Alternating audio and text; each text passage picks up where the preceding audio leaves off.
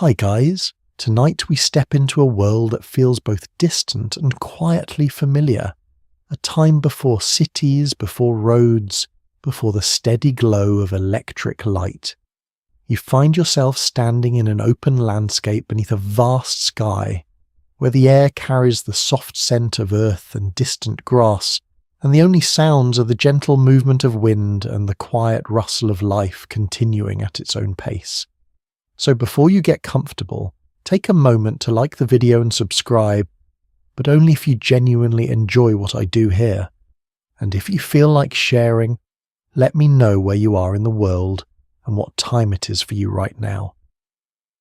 Now dim the lights, you remain still for a moment, letting your eyes adjust to the softness of this ancient world.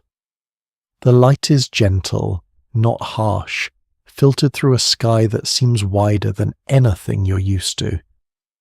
There are no buildings here to break the horizon, no distant hum of machines, only the steady rhythm of nature unfolding.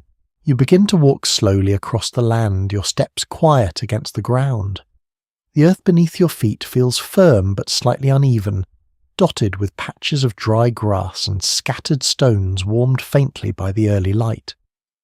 In the distance, you notice a small group of people moving together, their shapes subtle against the wide openness.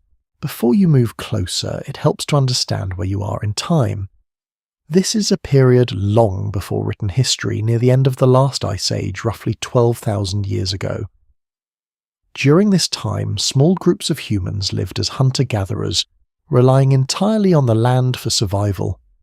There were no permanent homes in the way we think of them today, only temporary shelters, made from wood animal hides and whatever materials could be found nearby. You approach carefully, noticing how the group interacts with their surroundings. One person kneels near the ground, examining something with quiet focus. Another adjusts a bundle of gathered plants, tying them together with practiced ease. Their movements are calm, efficient, shaped by years of experience. A widely accepted understanding of this era is that early humans spent much of their time gathering food tracking animals and maintaining simple tools. Life was not rushed in the modern sense, but it was deeply connected to necessity. Every action served a purpose, even the smallest ones. As you watch, you might notice something that feels unexpected. There is no sense of panic here, no constant urgency. Instead, there is a quiet rhythm to their day, a balance between effort and rest. It may even feel more peaceful than modern life in some ways, though, that calm exists alongside real uncertainty. You take a slow breath, noticing the air. It feels cooler than you might expect, carrying a faint dryness. This is one of the early signs of change, though the people around you do not yet recognize it as something unusual. Climate during this period was already shifting, though the most dramatic changes were still ahead. Researchers continue to question exactly how aware early humans were of long-term environmental changes. Some believe these shifts were subtle enough to go unnoticed at first, while others suggest that experienced groups could sense patterns in weather and animal behavior long before they became obvious. You glance toward the horizon again, noticing how the land stretches outward in soft variations of colour. Pale yellows of grass blend into deeper greens, and further still darker shapes hint at distant tree lines. It feels vast, almost endless, yet not empty. Life is everywhere, even if it remains quiet. Nearby, a small fire smoulders low to the ground. The scent of smoke drifts gently through the air, thin and comforting. Fire during this time is not just a tool, but a constant companion. It provides warmth, protection, and a place for gathering. A lesser-known detail about early human life is how carefully fire was managed.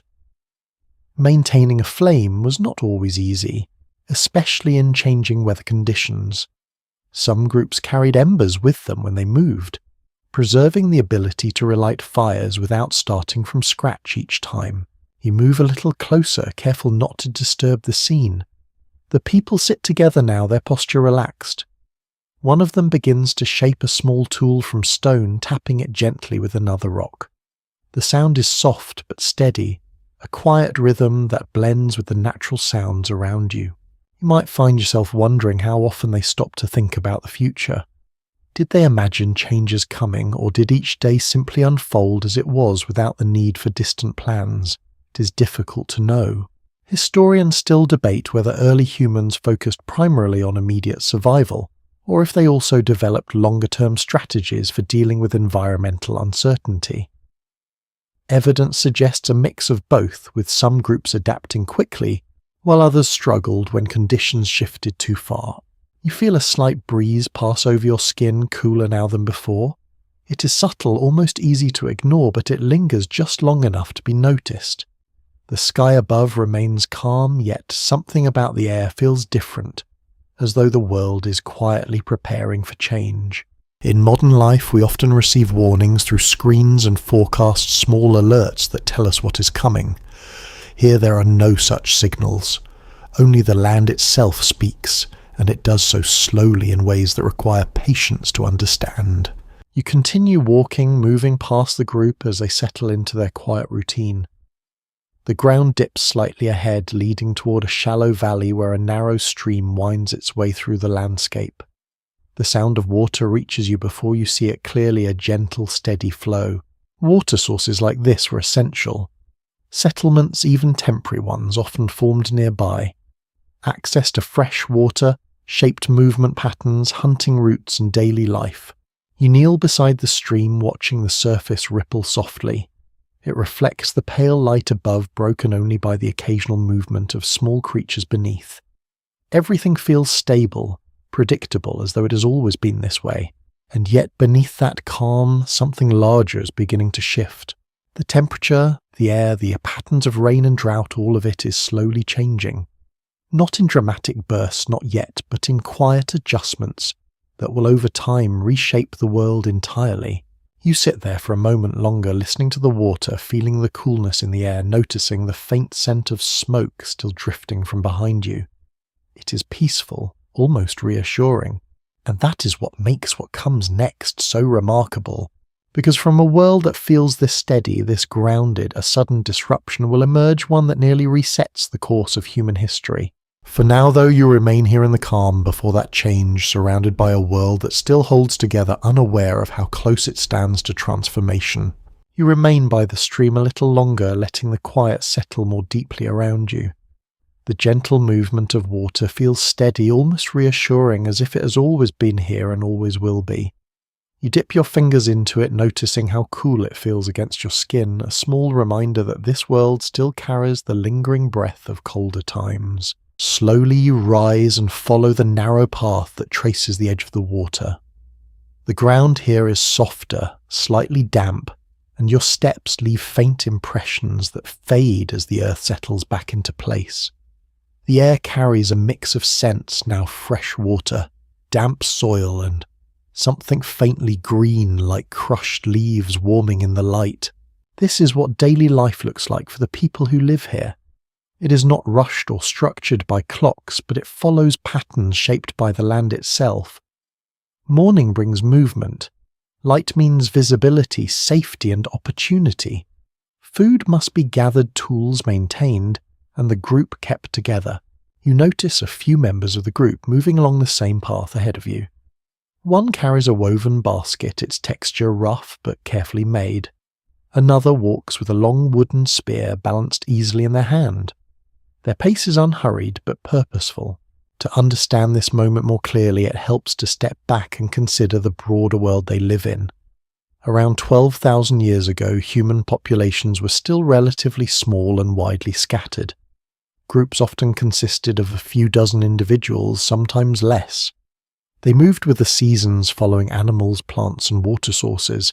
A commonly accepted view is that hunter-gatherer societies were highly adaptable. They adjusted their movements based on subtle environmental cues, such as changes in plant growth or shifts in animal migration patterns. This flexibility allowed them to survive in a wide range of environments, from open grasslands to forested regions. As you walk, you notice one person kneel near a cluster of low plants. They gently pull at the stems, revealing small roots beneath the soil. These are carefully placed into the basket, along with leaves and seeds collected earlier. Gathering plant food was a steady and reliable part of daily life, often providing the majority of calories for many groups. A lesser-known detail is that early humans had a surprisingly deep knowledge of plant varieties.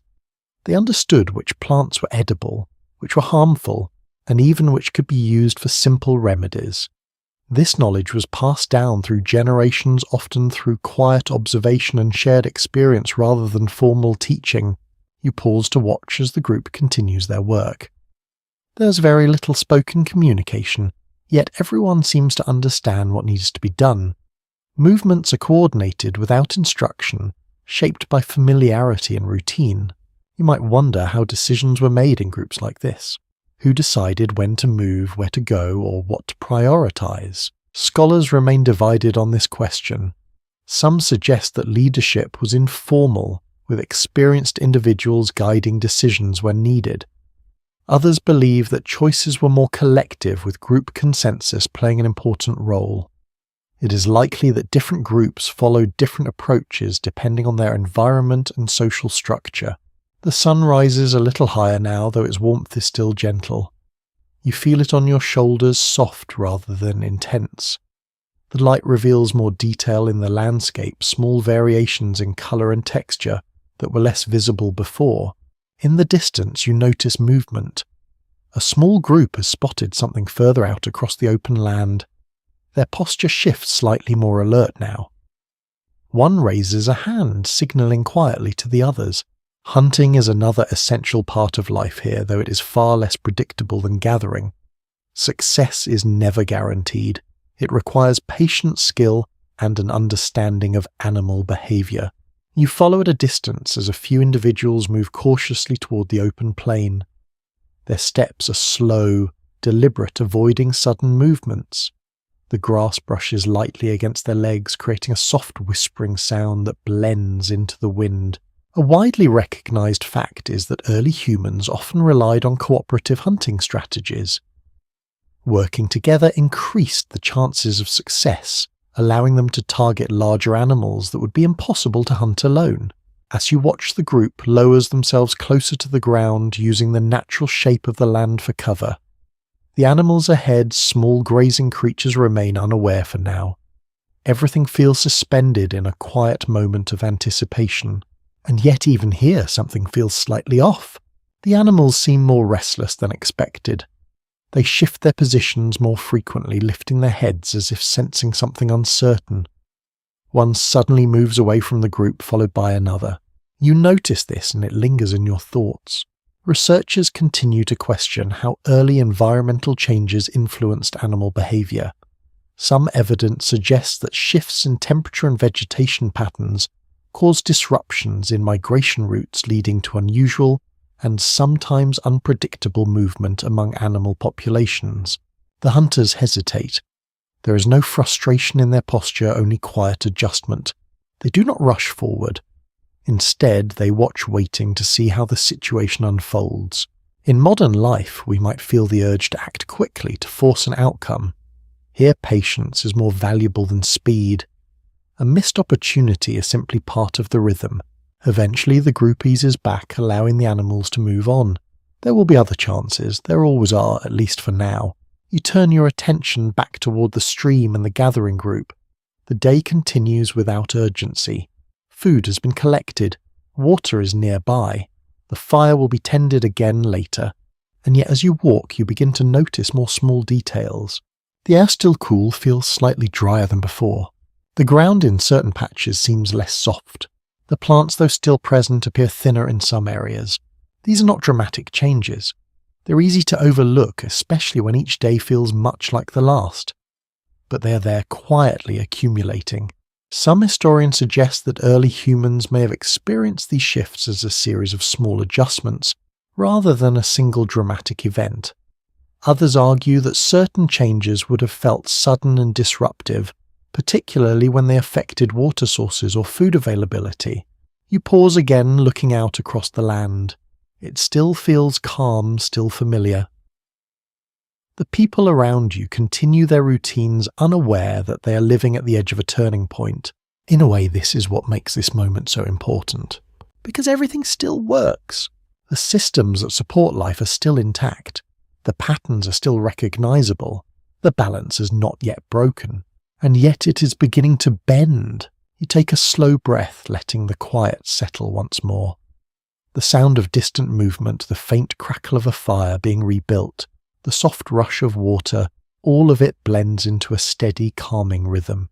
For now this world continues as it always has, but not for much longer. You continue walking along the edge of the stream, letting its steady rhythm guide your pace. The sound of water feels softer now, almost as if the flow has weakened slightly. It is not something you would notice immediately, but after spending time here, you begin to sense the difference. The air carries a faint stillness. Even the breeze seems to pause more often, leaving moments where everything feels unusually quiet. You listen closely, noticing how the distant sounds of movement, footsteps, shifting grass, the occasional call of an animal seem less frequent than before. This is how change often begins. Not with sudden disruption, but with subtle adjustments that slowly reshape the world. To understand what is happening, it helps to look at the larger pattern. Around this time in history, the Earth was emerging from the last ice age. Glaciers had begun to retreat, temperatures had been gradually rising, and many regions were becoming more hospitable. This warming trend had allowed human populations to expand and explore new territories. However, this warming was not entirely stable. A widely accepted scientific view is that the climate during this transitional period experienced fluctuations, sometimes shifting rapidly over relatively short periods. These shifts could alter rainfall patterns, temperature ranges, and seasonal cycles in ways that were difficult to predict. You step away from the stream and walk toward a patch of open ground where the soil looks slightly cracked. It is not severe, just faint lines spreading across the surface. You crouch down and run your fingers along it, feeling the dryness beneath the top layer. Nearby, a few plants appear thinner than others, their leaves slightly curled. They are still alive, still holding on, but something about them feels strained. You might wonder how quickly people living here would notice these changes. Would they recognize this as something unusual, or simply accept it as part of the natural variation they had always known? Some historians suggest that early humans were highly attuned to their environment and could detect even minor changes over time. Others argue that gradual shifts might have blended into the background of daily life, only becoming significant when they reached a tipping point. You stand again, brushing the soil from your hands. The group you saw earlier is now scattered across the area, each person engaged in quiet tasks. One tends to the fire, feeding it small pieces of wood. Another checks the contents of a basket, rearranging what has been gathered. There is no visible concern, no sense of alarm. And yet the signs are there. You notice that the stream you followed earlier has narrowed slightly in one section, its edges no longer reaching as far into the surrounding ground. The water still moves, still glimmers in the light, but it feels more fragile somehow.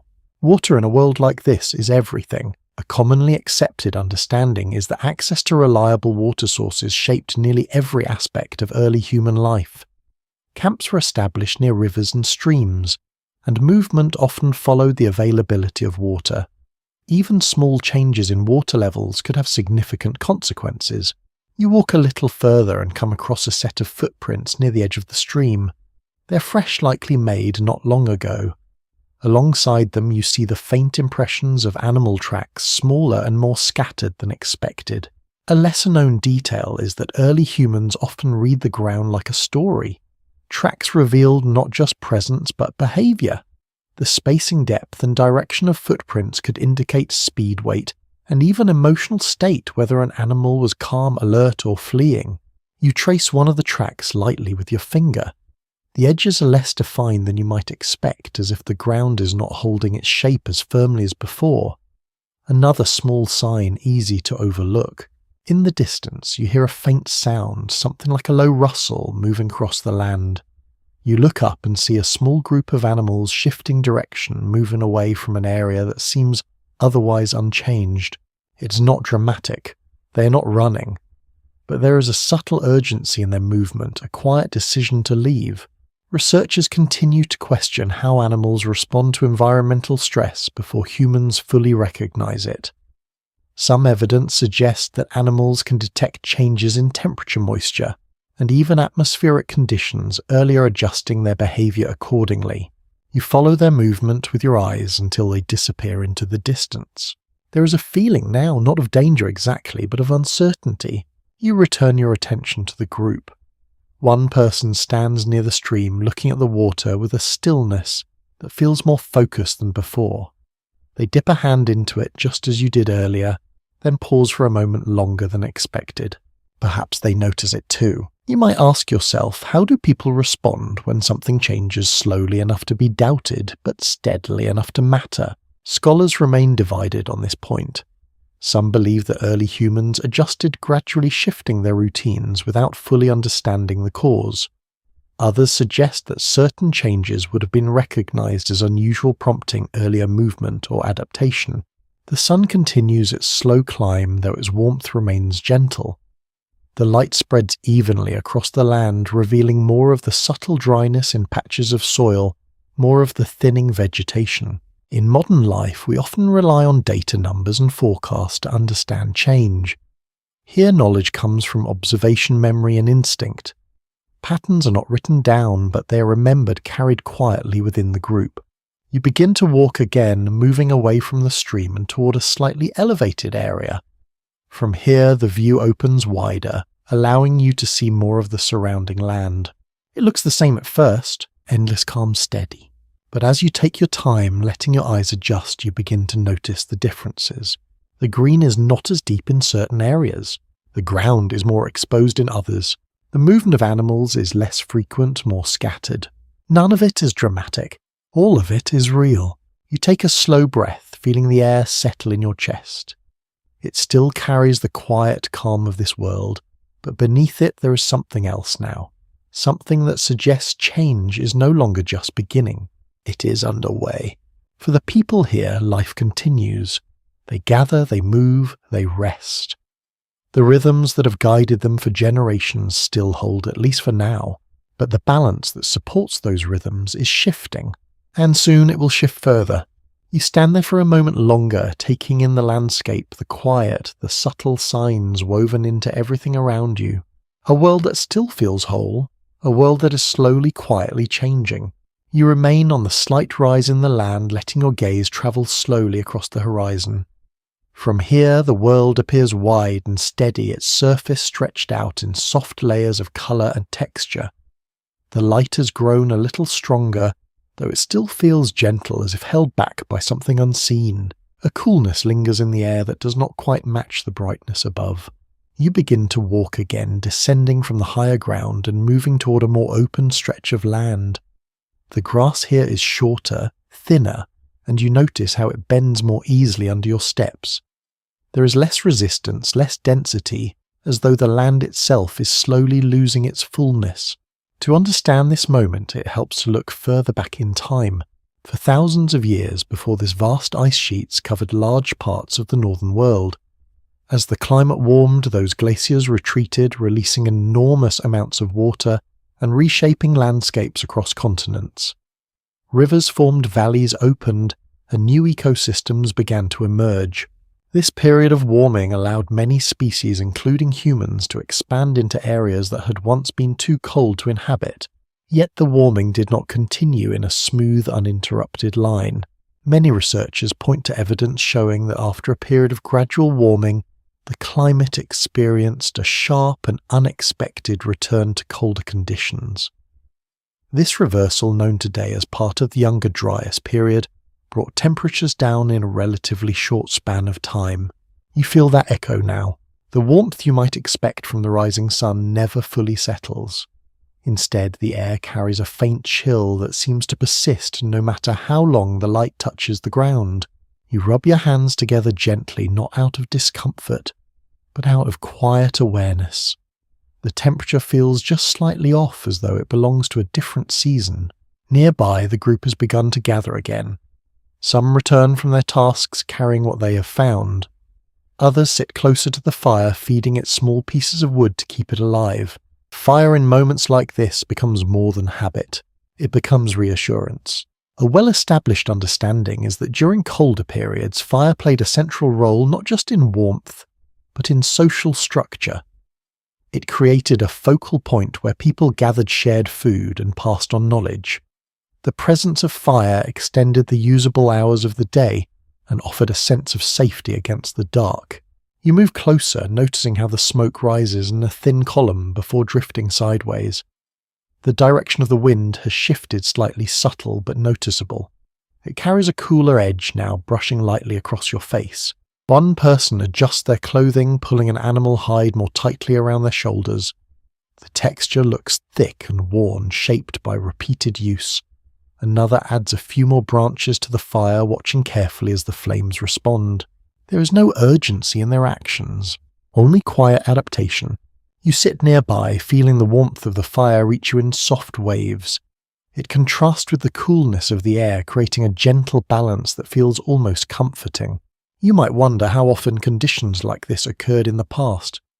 Was this kind of chill familiar, or is it something new? Some scholars propose that brief returns to cold conditions were not entirely unknown, though their frequency and intensity varied. Others argue that the shift during this period was more abrupt than anything many groups had previously experienced. The uncertainty remains even today. As you sit there listening to the low crackle of the fire, you notice something else. The silence between sounds feels longer. The spaces where you might expect distant animal calls or the movement of herds seem quieter than before. It is not complete stillness, but a thinning of activity. A curious detail from this period is that shifts in climate often affected not just temperature, but entire ecosystems. Changes in rainfall and seasonal cycles could alter plant growth, which in turn influenced the behavior and survival of animals. You glance toward the open land again, searching for movement. There are still signs of a life, small shapes in the distance, but they appear fewer, more spread out. The balance is beginning to stretch. One of the people near the fire begins to speak softly. You cannot understand the words, but the tone is calm, steady. Others listen, their attention quiet but focused. This is how knowledge travels here, not through written records or formal instruction, but through shared moments, repeated stories, and careful observation. Some researchers believe that oral traditions during this time may have carried important environmental knowledge, helping groups remember past events and prepare for future ones. Others suggest that, while stories were important, they may not have always captured the full scale of environmental change. You listen for a moment longer, letting the rhythm of their voices blend with the sound of the fire.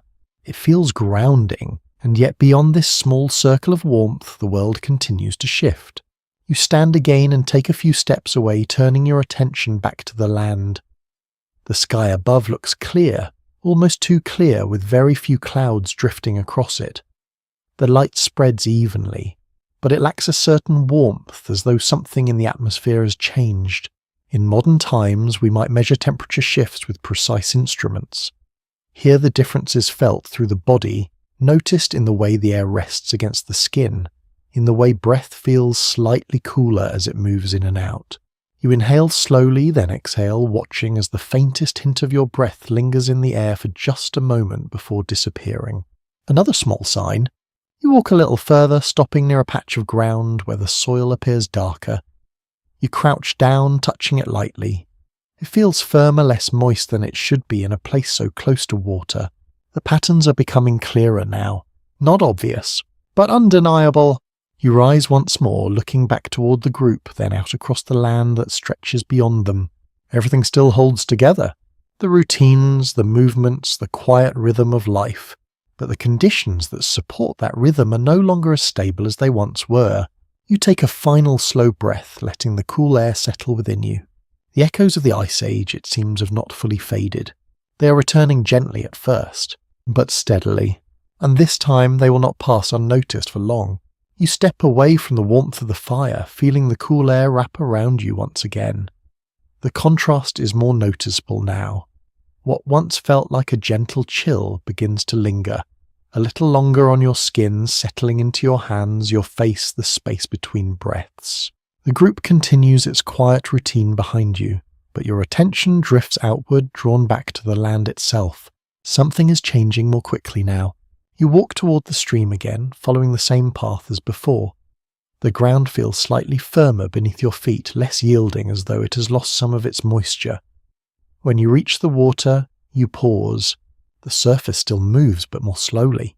The edges seem tighter, the flow narrower than it was not long ago. You kneel and dip your fingers into it again.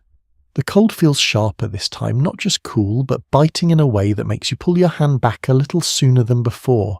A well-supported scientific understanding is that during abrupt climate shifts, temperature changes could occur over relatively short periods, sometimes within decades.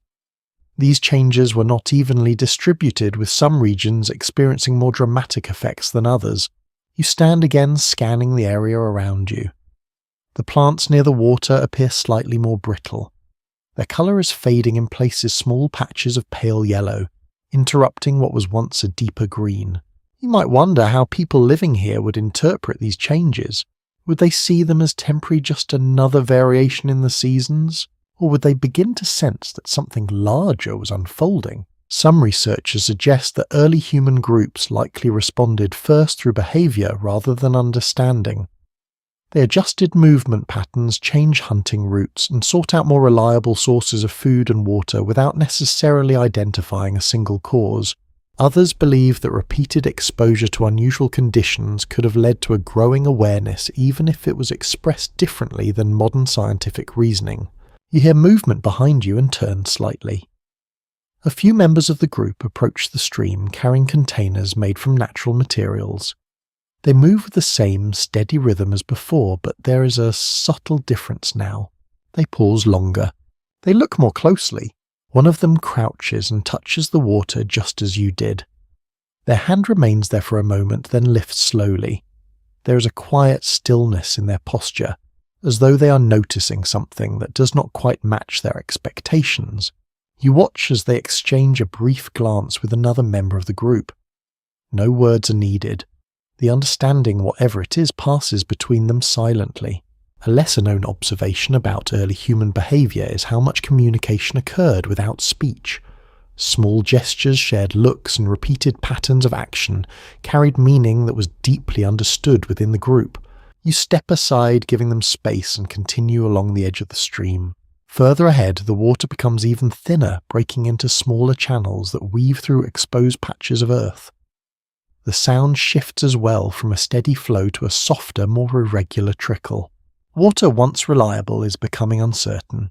A commonly accepted point among environmental historians is that access to consistent water sources was one of the most critical factors for survival. When water patterns changed, it often forced groups to move, sometimes over great distances. You follow one of the smaller channels, watching as it fades into the ground entirely. The soil here is dry, cracked more deeply than before. Small fragments break apart under your touch. You sit back on your heels, taking in the quiet around you. The air feels colder again, not dramatically so, but enough to be noticed without effort. You exhale slowly and see a faint trace of your breath linger for just a moment longer than it did earlier in the day. Another sign. You might ask yourself how many of these signs would need to appear before action was taken. At what point does a pattern become undeniable? Scholars remain divided on how quickly early humans responded to environmental stress. Some evidence suggests rapid adaptation, with groups relocating as soon as resources became unreliable. Other interpretations point to periods of hesitation, where movement was delayed in the hope that conditions would improve. You rise and look back toward the group again. There is more movement now. People gather closer together, not in alarm, but in quiet coordination. Baskets are checked, tools are adjusted, and a few individuals begin to pack small bundles. It is subtle, but it is a beginning. You walk toward them, noticing how the fire has been reduced to a lower flame. Not extinguished, but no longer being fed as actively as before. The smoke rises thinner, drifting quickly in the cool air. One person carefully gathers a few glowing embers, placing them into a small container lined with ash. This is done with great care, each movement deliberate. Carrying fire, not just maintaining it. This small action tells you something important. A curious detail often overlooked is that mobile groups sometimes transported embers when they anticipated movement. This allowed them to preserve a reliable source of fire without needing to create it again under uncertain conditions. You feel the weight of that decision. It is quiet, unspoken, but meaningful. You stand still for a moment, letting the scene settle around you. The land remains open, the sky clear, the rhythm of life still present. And yet beneath it all, the shift is accelerating. In modern life, we might describe this as a change in trend, a deviation from the norm that becomes impossible to ignore.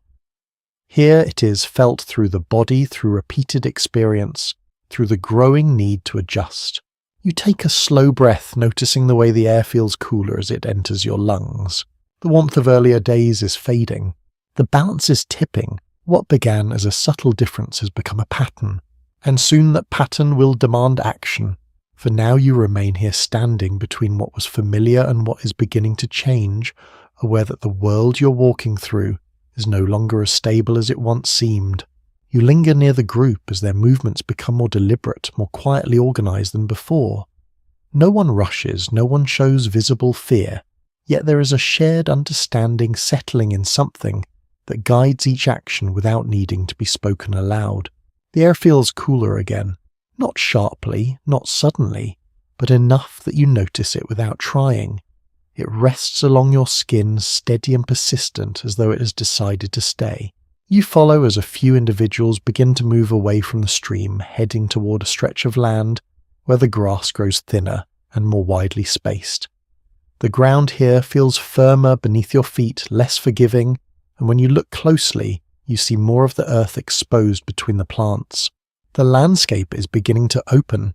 To understand this shift, it helps to consider how sensitive ecosystems can be to even small changes in temperature and moisture. When conditions become cooler or drier, forests can begin to thin, and areas once dense with vegetation may gradually transform into more open grasslands. This process does not happen all at once. It unfolds quietly over time in ways that can be difficult to recognize at first. We walk through an area where scattered trees stand farther apart than expected. Their branches look slightly bare, their leaves less full. Beneath them, the ground is covered in dry grass that rustles softly when the wind passes through. A well-documented observation from paleoclimate studies is that during periods of cooling, certain regions experienced a reduction in tree cover, leading to the expansion of steppe-like environments. These open landscapes supported different types of plants and animals, altering the balance of life. You pause and run your hand lightly along the bark of one of the trees. It feels rough, slightly dry, as though it has endured more stress than before. Nearby you notice a cluster of plants that appear stunted, their growth limited. They cling to the soil, but without the fullness you saw earlier near the water. You might wonder how quickly these changes would affect the people living here. Would the thinning of trees mean less shelter, fewer materials for building, fewer places to find certain foods? The answer most likely is yes. Some researchers suggest that shifts in vegetation had a direct impact on human movement, forcing groups to adapt to new environments that required different survival strategies. Others point out that while these changes were significant, human flexibility allowed many groups to adjust more effectively than expected. You continue walking, noticing how the sound of your steps has changed. The ground no longer absorbs the impact as softly. It feels harder, more compact, producing a faint, dry crunch beneath your feet. The wind moves across the open space, carrying with it the scent of dry grass and distant soil. It feels cooler now, more consistent, less interrupted by warmth. You glance toward the horizon and see fewer dense patches of green. Instead, the land stretches outward in muted tones, pale gold, dusty brown, soft grey. The richness of earlier scenes is fading. A small group of animals moves in the distance, but they are more spread out, less clustered than before. Their movement seems cautious, their pace uneven, as though they are searching rather than following a familiar path. An interesting detail noted by researchers is that animals often respond quickly to environmental changes, adjusting their grazing patterns and migration routes based on the availability of food and water. These shifts can occur before humans fully recognize the underlying cause. You watch as one of the animals lowers its head, then lifts it again, scanning the surroundings before moving on. The behaviour feels different, less certain. You turn back toward the group, who have now begun to move more noticeably. Bundles are lifted, tools gathered, and the fire, once central, is now reduced to a few carefully preserved embers. There is a sense of preparation. Not panic, but readiness. You walk alongside them as they begin to move across the open land. Their pace is steady, unhurried, but purposeful. Each step carries intention shaped by experience and quiet awareness.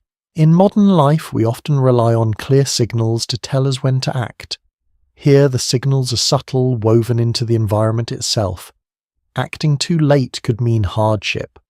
Acting too early could mean unnecessary effort. Finding that balance is everything. You feel the ground beneath you change slightly as you move, becoming more uneven with small rises and dips that catch your attention. The landscape is no longer as predictable as it once felt. The air grows a little colder again. You pull your arms closer to your body, not out of discomfort, but out of instinct.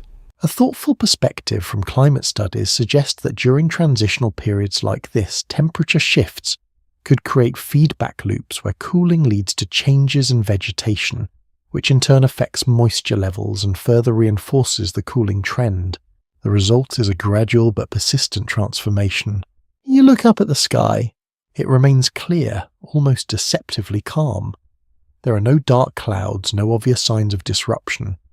The light continues to fall evenly across the land, illuminating a world that still appears stable at first glance. But you know better now. The changes are not hidden. They are simply quiet. You walk in silence for a while, listening to the sound of footsteps, the faint rustle of dry grass, the soft shifting of carried bundles. The rhythm of movement replaces the stillness of earlier scenes. This is what adaptation looks like. Not dramatic, not loud, but steady. You might wonder how many times groups like this had to make similar decisions, how often they left behind familiar places in search of better conditions. The answer is likely more often than we realize. Some historians believe that mobility was one of the greatest strengths of early human societies, allowing them to survive in environments that changed in unpredictable ways. Others suggest that even with this flexibility, certain shifts were so challenging that they pushed groups to their limits. You continue walking, feeling the cool air settle more deeply around you with each step. The land stretches ahead, open and uncertain. Behind you, the place you just left begins to fade into the distance. It still exists, still quiet, still calm, but no longer quite the same. And as you move forward, you carry with you the growing awareness that the world is changing not just in one place, but everywhere. Slowly, steadily, and without pause. You continue moving with the group across the open land, your steps falling into a quiet rhythm that matches theirs. The ground stretches outward in muted tones, dry grass brushing lightly against your legs, the air carrying a steady coolness that no longer feels temporary. There is a stillness here that feels different from before.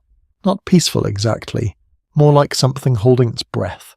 You notice movement ahead and instinctively slow your pace. A small herd of animals grazes in the distance, their shapes faint against the pale landscape. At first glance, everything appears normal, but as you watch more closely, something feels slightly off. The animals do not settle. They lift their heads, often shifting position, moving in short, uncertain bursts rather than calm, steady grazing. You remain still observing. This behavior is subtle, but it stands out. Evidence from environmental studies indicates that animals often respond quickly to changes in their surroundings, adjusting their behavior in ways that reflect shifts in temperature, water availability, and vegetation. These responses can appear as restlessness, altered migration routes, or unexpected patterns of movement. You watch as one of the animals moves away from the group, followed by another, then another. The herd does not scatter, but it stretches, becoming more spaced out, less cohesive. It feels as though they are searching. Behind you, the people have noticed as well. Their pace slows, their attention focused on the same distant movement. No one speaks, but the awareness is shared. One of them lowers, slightly studying the ground. You follow their gaze and see the tracks. They are fresh but irregular. The spacing is uneven, the direction shifting more than expected. The ground dryer now does not hold the impressions as clearly, but there is enough to read. An often overlooked detail about early human life is the depth of knowledge related to tracking. It was not simply about finding animals, but about understanding their behavior. Tracks revealed hesitation, urgency, confusion. You kneel briefly, tracing one of the marks with your eyes. It tells a quiet story, movement without certainty. You stand again, brushing your hands together, and look back toward the herd. The animals continue to shift their movements, lacking the calm repetition you might expect in a stable environment. You might wonder what they are sensing. Is it the cooling air, the thinning plants, the subtle dryness in the ground, or something else, something not yet visible? The question remains open among researchers. Some propose that animals can detect environmental stress earlier than humans, responding to changes in ways that appear instinctive. Others suggest that these behaviors emerge gradually, shaped by a series of small disruptions rather than a single clear signal. Either way, the effect is visible now. You take a slow breath, feeling the coolness settle deeper into your chest. The air no longer carries the softness it once did. It feels sharper, more direct. As the group continues forward, you notice how their formation changes slightly. They move closer together, their spacing tighter than before. It is not crowded, but it is deliberate. A quiet adjustment. You walk alongside them, listening to the sounds of movement, footsteps against dry ground, the faint rustle of grass, the occasional shift of carried tools. The fire embers, carefully preserved, are carried by one individual with steady hands. The container is held close, protected from the wind. Something less commonly noted is how essential these small actions were. Preserving fire meant preserving warmth, light, and the ability to cook food. In uncertain conditions, it was one of the most valuable things a group could carry. You glance upward. The sky remains clear, almost empty, its pale colour stretching endlessly. The light continues to fall evenly, but it feels distant somehow, as if it lacks the strength it once had. You continue walking, your attention shifting between the group and the land around you. In the distance, you see fewer signs of dense life. The animals are there but scattered. The plants are present but thinner. The ground is solid but less forgiving. All of it adds up, not dramatically, but steadily. You might ask yourself how long it takes for a pattern like this to become undeniable.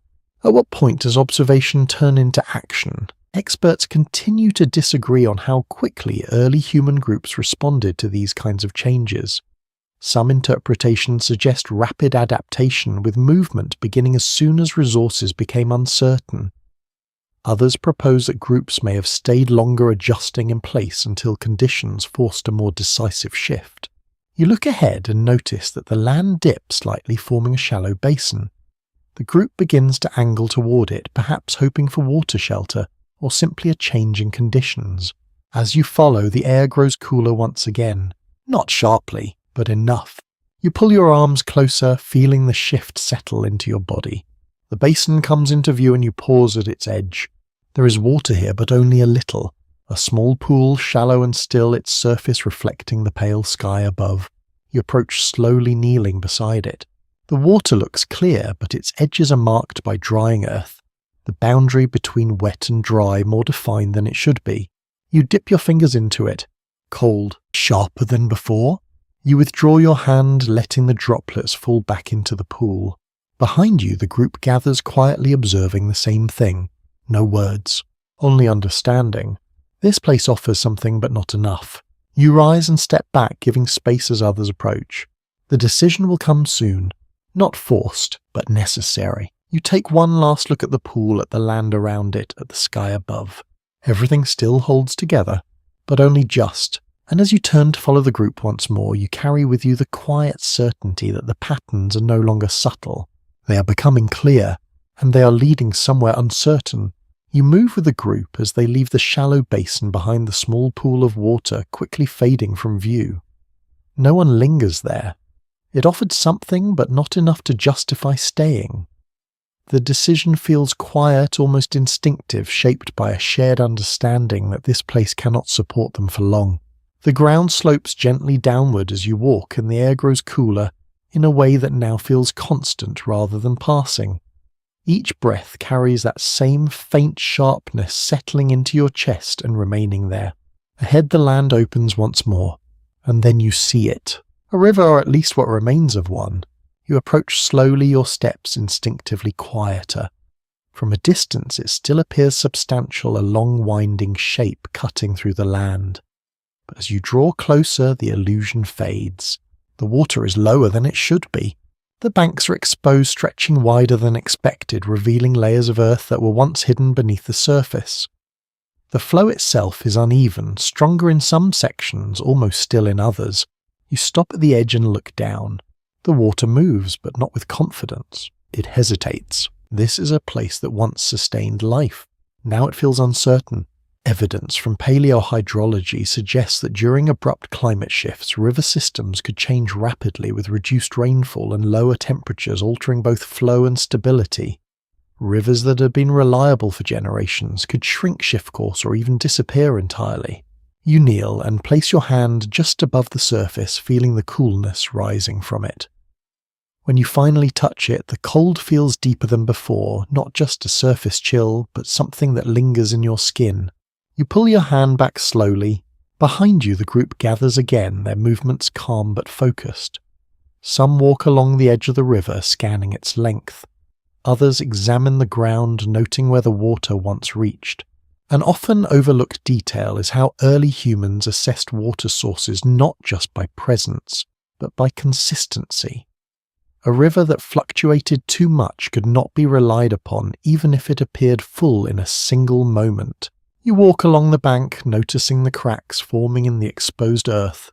Some are shallow, others deeper, spreading in irregular patterns that suggest repeated drying. The plants near the river tell the same story. Some remain green, clinging to the moisture that still exists, but others have faded, their leaves thin and brittle. The transition is uneven, a patchwork of survival and decline. You might wonder how long it has been like this. Days, seasons, longer? The answer is not obvious. Researchers continue to explore how quickly water systems responded during this period. Some findings suggest that changes could occur over surprisingly short timescales, especially when combined with shifts in temperature and precipitation. You stand and look out across the river, following its path as it bends into the distance. The land beyond it appears even more open, the vegetation sparser, the colour more muted. Crossing this river would not lead to a better place. Not yet. The group seems to understand this. They do not rush to cross.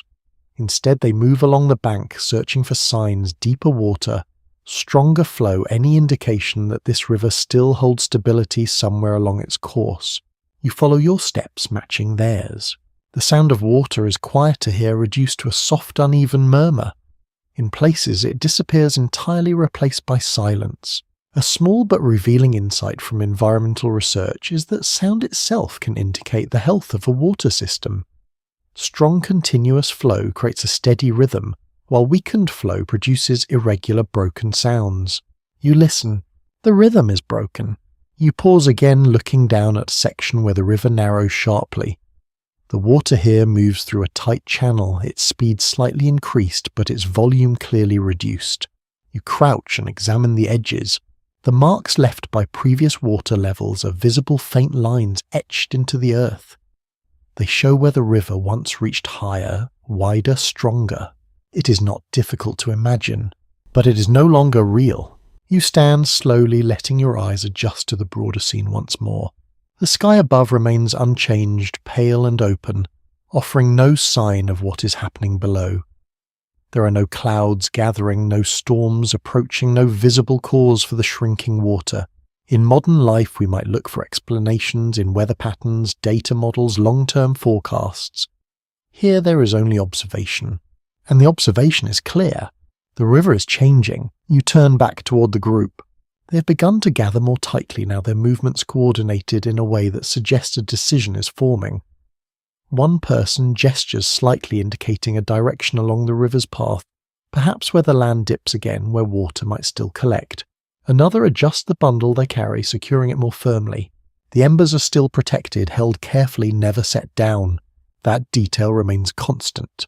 You step closer, feeling the quiet weight of the moment. No one speaks, yet the direction becomes clear. They will continue. Follow the water.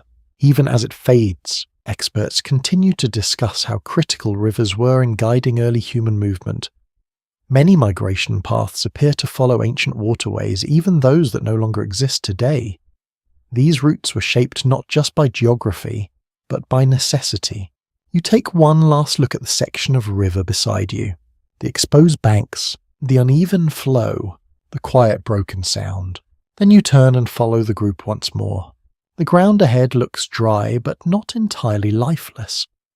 There is still a chance, still the possibility that further along conditions may improve. That is enough for now. As you walk, the air grows slightly colder again, settling deeper into the landscape. The wind carries less moisture, its touch lighter but sharper. You pull your arms in closer without thinking. The pattern is no longer subtle. Water is becoming scarce, and with it everything else begins to shift. You continue along the river's edge, your steps steady, your attention quietly fixed on the path ahead. The group moves as one not tightly bound but guided by the same direction, the same unspoken goal. Follow the water. Even as it weakens, the sound of the river fades in and out beside you, sometimes present as a faint murmur, sometimes disappearing completely. In those quiet stretches, the absence feels more noticeable than the sound itself. You walk for a while without stopping, letting the rhythm of movement settle into your body. The ground beneath your feet feels firm and dry, with fewer soft patches than before. The grass thins further, leaving more exposed earth pale and cracked in places. Then gradually you begin to notice something else. The light is changing. At first it is subtle. The brightness of the sky remains, but the quality of the light feels different. It seems dimmer, not in intensity exactly, but in clarity, as though something is filtering it before it reaches the ground. You look upward. The sky is still mostly clear, yet there is a faint haze almost imperceptible spreading across it. It softens the edges of everything, blurring the distant horizon just slightly. You narrow your eyes, trying to understand what you're seeing. It is not cloud. Not quite. It feels thinner than that, more like a veil than a formation. Evidence from geological records suggests that large-scale environmental changes, including volcanic activity, or shifts in atmospheric circulation, could introduce fine particles into the air. These particles, though not always visible as clouds, could scatter sunlight and alter how it reaches the surface. You lower your gaze again, noticing how the land reflects this change. Colours appear muted, shadows are softer, less defined. The contrast between light and dark has faded. You continue walking, aware now of the shift in the sky as much as the changes on the ground. Ahead the group slows slightly. One person raises their head, looking upward for a longer moment than usual. Another pauses, shielding their eyes briefly, though the light is not strong enough to require it. They notice it too. You might wonder how such a change would be understood in a world without instruments or explanation. Would it be seen as a temporary condition, something that would pass, or would it carry a deeper sense of uncertainty? The answer is not entirely clear. Some researchers suggest that atmospheric changes like this could have been interpreted through experience, recognized as unusual but not immediately understood. Others believe that repeated exposure to these conditions may have contributed to a growing awareness that something larger was happening. You take a slow breath. The air feels slightly different now. There is a faint dryness to it, a subtle sharpness that was not as noticeable before. It does not make breathing difficult, but it lingers in a way that feels unfamiliar. A small but telling observation is that airborne particles can influence not just light, but also air quality, even in subtle ways. In certain conditions, they can create a sensation of dryness or irritation, though not always strong enough to cause immediate discomfort. You continue forward, your steps quiet. The river beside you narrows again, its flow reduced to a thin channel that winds through exposed ground. In some places it breaks entirely, leaving small isolated pools separated by dry stretches of earth. You pause beside one of these pools. The water is still. The surface reflects the dim sky, its colour slightly dulled. You crouch and watch it for a moment. There is no movement beneath. No sign of small life, just stillness. Behind you the group gathers once more, their movements slower, now more measured. One person bends to examine the ground near the water, running their hand across the soil, then lifting it to feel its texture. They pause, then look toward the sky. It is a small gesture, but meaningful. You stand again, following their gaze upward. The haze has spread further. It is still faint, still easy to overlook, but it covers more of the sky now, softening the light even more.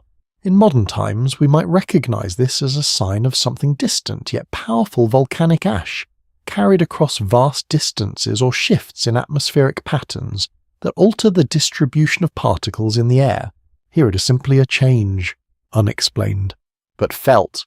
You begin to walk again, staying close to the group. The land ahead looks even more open than before, the vegetation sparse, the ground exposed in wide stretches. The colours have faded into soft muted tones, blending together in a way that feels almost unreal. The world is losing its sharpness, its definition. You might ask yourself how many of these changes can occur before the balance breaks entirely. At what point does adaptation become survival? Experts continue to explore the causes behind events like this. Some point to massive volcanic eruptions that could have released ash and particles into the atmosphere, reducing sunlight and cooling temperatures. Others suggest complex interactions between ocean currents, ice melt, and atmospheric circulation. The exact cause remains uncertain, but the effects are visible here. You feel the air cool slightly again as you walk. Not dramatically, but enough. It settles into your awareness, joining the other changes that have been building quietly around you. The group moves forward without hesitation. There is no turning back, only forward, following the fading river under a sky that no longer feels entirely clear. You take one more look at the horizon. The haze softens its edges, blending land and sky into a single quiet gradient. Everything still exists, still functions, but with less certainty than before. And as you continue walking, you carry the growing awareness that the world above you is changing just as much as the world beneath your feet. You continue forward beneath the softened light, the faint haze above now spreading across much of the sky. It does not block the sun entirely, but it changes the way everything feels. The brightness is gentler, the shadows less defined, the world wrapped in a quiet, muted glow. The group moves steadily, their pace unchanged, yet their awareness sharper. You can feel it in the way they pause more often, in the way their eyes move across the land, noticing details that might once have passed without attention. The river beside you is thinned further. In some places it no longer resembles a continuous flow. Instead, it breaks into scattered channels, weaving uncertainly through the dry ground. The sound of water has nearly vanished, replaced by long stretches of silence. You walk along one of these dry sections, your steps leaving clearer impressions now that the soil is hardened. The ground feels brittle in places, small fragments shifting under your weight. Then something reaches you, a scent, faint at first, dry, almost sharp. You pause, lifting your head slightly as you take another breath. The smell is subtle, but it does not belong to the immediate surroundings. It feels distant, carried by the wind from somewhere far beyond your view. You might not recognize it immediately, but it lingers in a way that feels unfamiliar. Evidence from geological studies indicates that large volcanic eruptions can release vast amounts of ash and gases into the atmosphere, some of which travel across continents. These materials can alter air quality and create faint, unusual scents even far from the source. You inhale again, more carefully this time. There it is, a dryness in the air that was not present before, a slight bitterness, not strong enough to cause discomfort, but enough to be noticed. The group senses it too. One person pauses and turns their head into the wind, breathing in slowly. Another narrows their eyes, scanning the horizon, as if expecting to see something that explains it. But there's nothing visible, no rising smoke, no distant fire, only the same wide land and the same dimmed sky. You continue walking, more aware now of the air itself. It feels thinner somehow, less soft as it moves through your lungs.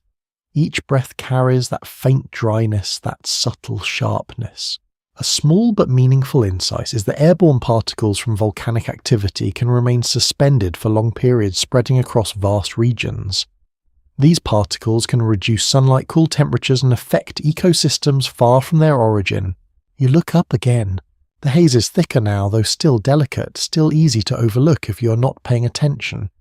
It stretches across the sky like a thin veil, softening everything beneath it. The light continues to fade in character, not in brightness but in warmth. You feel it on your skin, or rather you notice the absence of warmth. The sun is there, but it no longer feels the same. You walk in silence for a while, letting these changes settle into your awareness. The group maintains its steady movement, but there is a quiet tension now, not fear, but heightened attention. You notice how often they glance at the sky, at the ground, at the river. Everything is being observed. Everything is being measured not with tools but with experience. You pass another section where water once flowed. The ground dips slightly, forming a natural channel, but it's completely dry now. The soil at the bottom is cracked more deeply than before, the patterns spread in like thin lines across the surface. You crouch briefly, touching the earth. It feels cool but not moist. Dry. You press your fingers into it and small pieces break away easily. This land is losing its ability to hold water. Researchers continue to explore how volcanic events may have contributed to sudden cooling periods by blocking sunlight and disrupting weather patterns. While the exact mechanisms remain complex, the connection between atmospheric particles and temperature shifts is well supported. You rise and continue forward. The wind picks up slightly, carrying that same faint scent with it. It moves across your face, brushing your skin with a cool, dry touch. The plants around you reflect the change. Their colours have dulled further. Some bend more easily, lacking the strength they once had. Others stand rigid, dried in place. The balance is shifting faster now. You might ask yourself how long it would take for people to fully understand what is happening, or if understanding in the way we think of it is even necessary. Action does not always require explanation. Sometimes it comes from pattern alone, from repeated experience, from knowing that something is no longer right. The group slows again, gathering near a slightly lower stretch of land. They pause, scanning the area, searching for signs of water, of shelter, of anything that might offer stability. But the signs are few. You stand with them looking out across the muted landscape. The sky above remains hazed. The light remains soft. The air remains dry. Everything continues, but with less certainty. An often overlooked aspect of these moments is how quiet they are. There is no dramatic signal, no sudden event that marks the change. Instead, it unfolds in layers, each one subtle on its own, but together forming something undeniable. You take a slow breath, feeling the cool, dry air settle into your chest. The scent is still there, faint, persistent, carried from somewhere far away, a place you cannot see, a place that is already shaping the world around you. You look once more at the group, at their steady movements, their quiet coordination. They do not know the cause, but they feel the effect, and they are responding, step by step, breath by breath, as the sky above continues to change, and the land below continues to follow. You continue moving beneath the muted sky, the faint haze now a constant presence above you. It softens everything, turning the horizon into a quiet blur, where land and sky seem to blend together. The world feels smaller somehow, as if its edges have been gently pulled inward. The air has grown cooler again, not sharply, but enough that you notice it without effort. It rests along your skin and lingers there, a steady reminder that something deeper is unfolding. The group walks on their pace unchanged, yet their movements more focused. You can sense a shift in their attention. They are no longer simply moving through the land. They are reading it, measuring it, comparing what is to what should be. You follow closely, listening to the faint sounds around you. Footsteps, dry grass brushing softly, the distant movement of something unseen. The river, once your guide, has nearly disappeared now. In its place are shallow depressions in the earth, traces of where water once flowed. Small pools remain here and there, but they are still disconnected, unable to sustain movement. You pause beside one of these pools. The surface is calm, almost perfectly still. It reflects the dimmed sky above, its colour subdued, lacking the brightness you saw earlier in the journey. You kneel and touch the water. Cold, noticeably colder than before. You pull your hand back slowly, feeling the chill linger in your fingertips. Findings from paleoclimate research indicate that during certain periods temperatures dropped rapidly enough to create conditions similar to those of much earlier glacial phases. This sudden return to colder conditions is often linked to what scientists call the Younger Dryas. You stand again, letting your hand rest at your side. The name does not exist here in this time, but the experience does. The cold that does not belong. The patterns that no longer match memory. The subtle but persistent sense that the world has shifted. You walk forward, leaving the small pool behind. The ground rises slightly, and as you reach the top of the gentle incline, you stop. The view ahead opens wide, and what you see confirms what you have been sensing. The land stretches out in pale tones, the vegetation sparse and uneven. Large sections appear dry, almost bare, with only scattered patches of plant life remaining. The richness you saw earlier is gone, replaced by something thinner, more fragile. You take a slow breath, letting the cool air fill your lungs. The group spreads out, slightly scanning the area. Some move toward the edges of the open space, searching for signs of water or shelter. Others remain still observing, taking in the same quiet transformation. You notice how often they look at the ground now, at the plants, at the sky. Everything is being compared against memory. A subtle observation from studies of early human adaptation is that survival often depended on recognizing when familiar patterns no longer applied. The ability to notice change, even when gradual, could mean the difference between stability and hardship. You walk toward a small cluster of plants that has managed to survive in this open area. Their leaves are narrow, their color faded. You touch one gently. It bends easily, lacks strength. You release it, watching as it slowly returns to its original position. This land is no longer providing what it once did. You might wonder how long it will take before this becomes unsustainable, before movement is no longer a choice but a necessity. The question remains unsettled among experts. Some evidence suggests that the onset of these colder conditions occurred rapidly within a few decades. Other interpretations propose a more complex sequence of events, with regional variations influencing how quickly different areas were affected. Either way, the result is clear here. The cooling has arrived, and it is holding. You turn your attention back to the group. They have gathered again, closer now, their formation tighter than before. There is a quiet intensity in their posture, a shared focus that was not present at the beginning of the journey. One person gestures toward the distance, indicating a direction where the land appears slightly lower, where perhaps water might still collect. Another adjusts the bundle they carry, securing it more firmly against their body. The embers remain protected, always protected. You feel the weight of that continuity.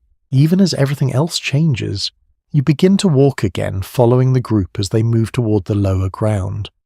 The air feels colder with each step, not dramatically, but steadily building in a way that is impossible to ignore. You pull your arms closer without thinking.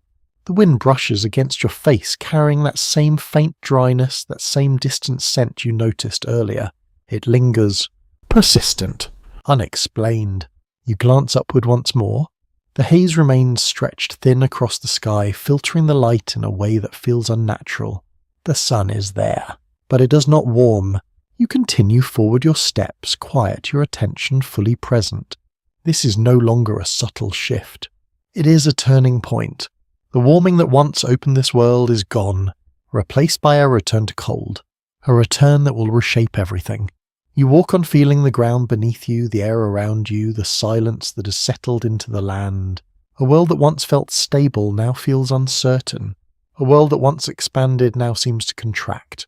And as you follow the group into this changing landscape, you carry the quiet understanding that you're witnessing something rare, a moment when history bends, a moment when the future is not yet written, but is already being shaped. You follow the group down into the lower stretch of land where the ground dips gently, and the air feels even cooler, as if the cold has settled into this place and chosen to remain. Your steps slow without you thinking about it, each movement more deliberate, more aware. The basin ahead looks promising at first, a natural hollow, a place where water might gather. where life might hold on a little longer, but as you move closer the promise fades. There are signs of water here, faint traces etched into the soil, but what remains is shallow and scattered. Small patches of damp earth appear between wide areas of dry ground. The surface is uneven, marked by cracks that spread in thin lines, branching outward like delicate fractures. You step carefully, noticing how the ground shifts slightly beneath your feet. It is not soft, just unstable. The group spreads out, examining the area in silence. Some kneel to touch the soil, others walk the edges searching for deeper pockets of moisture. Their movements are calm, but there is a quiet urgency beneath them. You crouch near one of the darker patches of earth and press your hand into it. Cool, but not wet enough.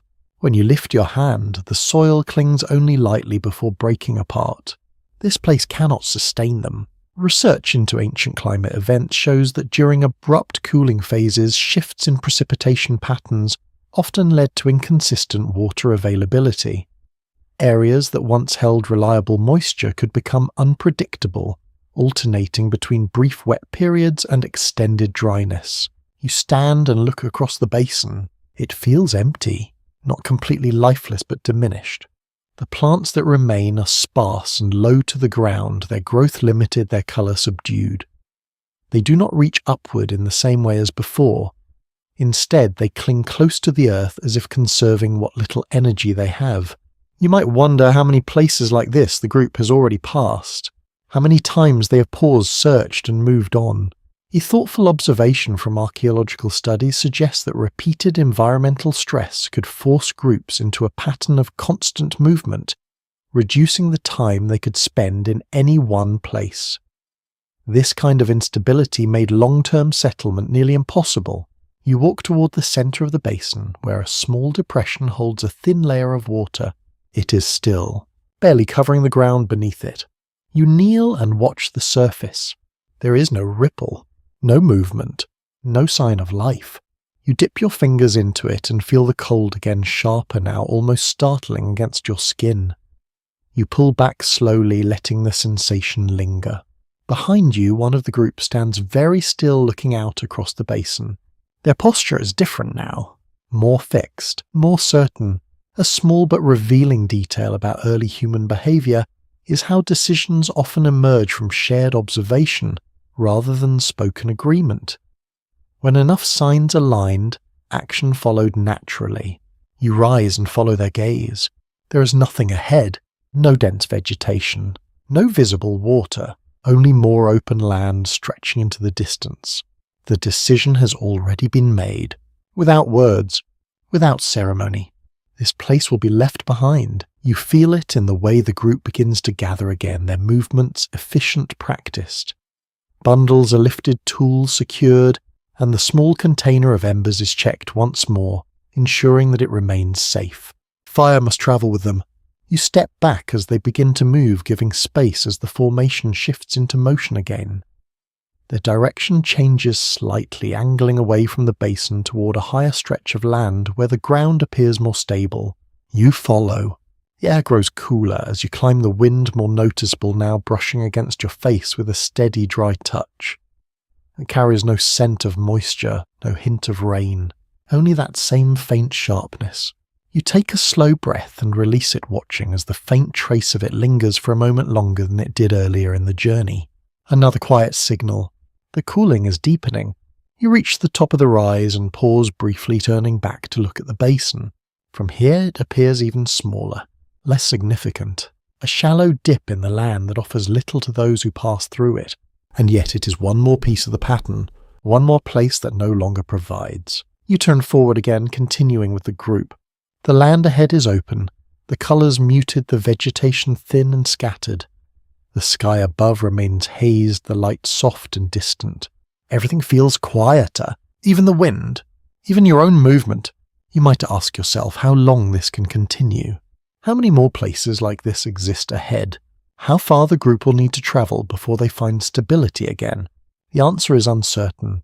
Some experts propose that during this period many regions experienced prolonged instability, with conditions fluctuating in ways that made survival increasingly difficult.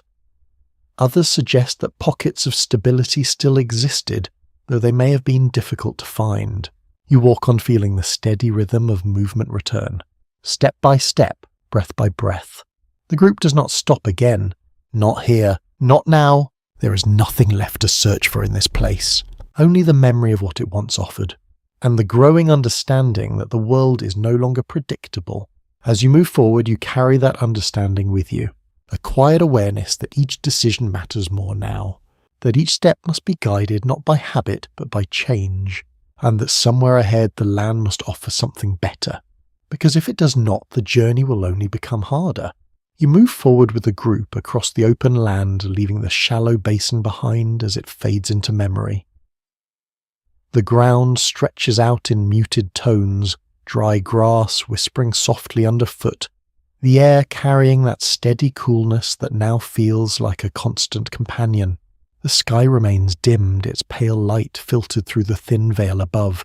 Nothing feels sudden, but everything feels different.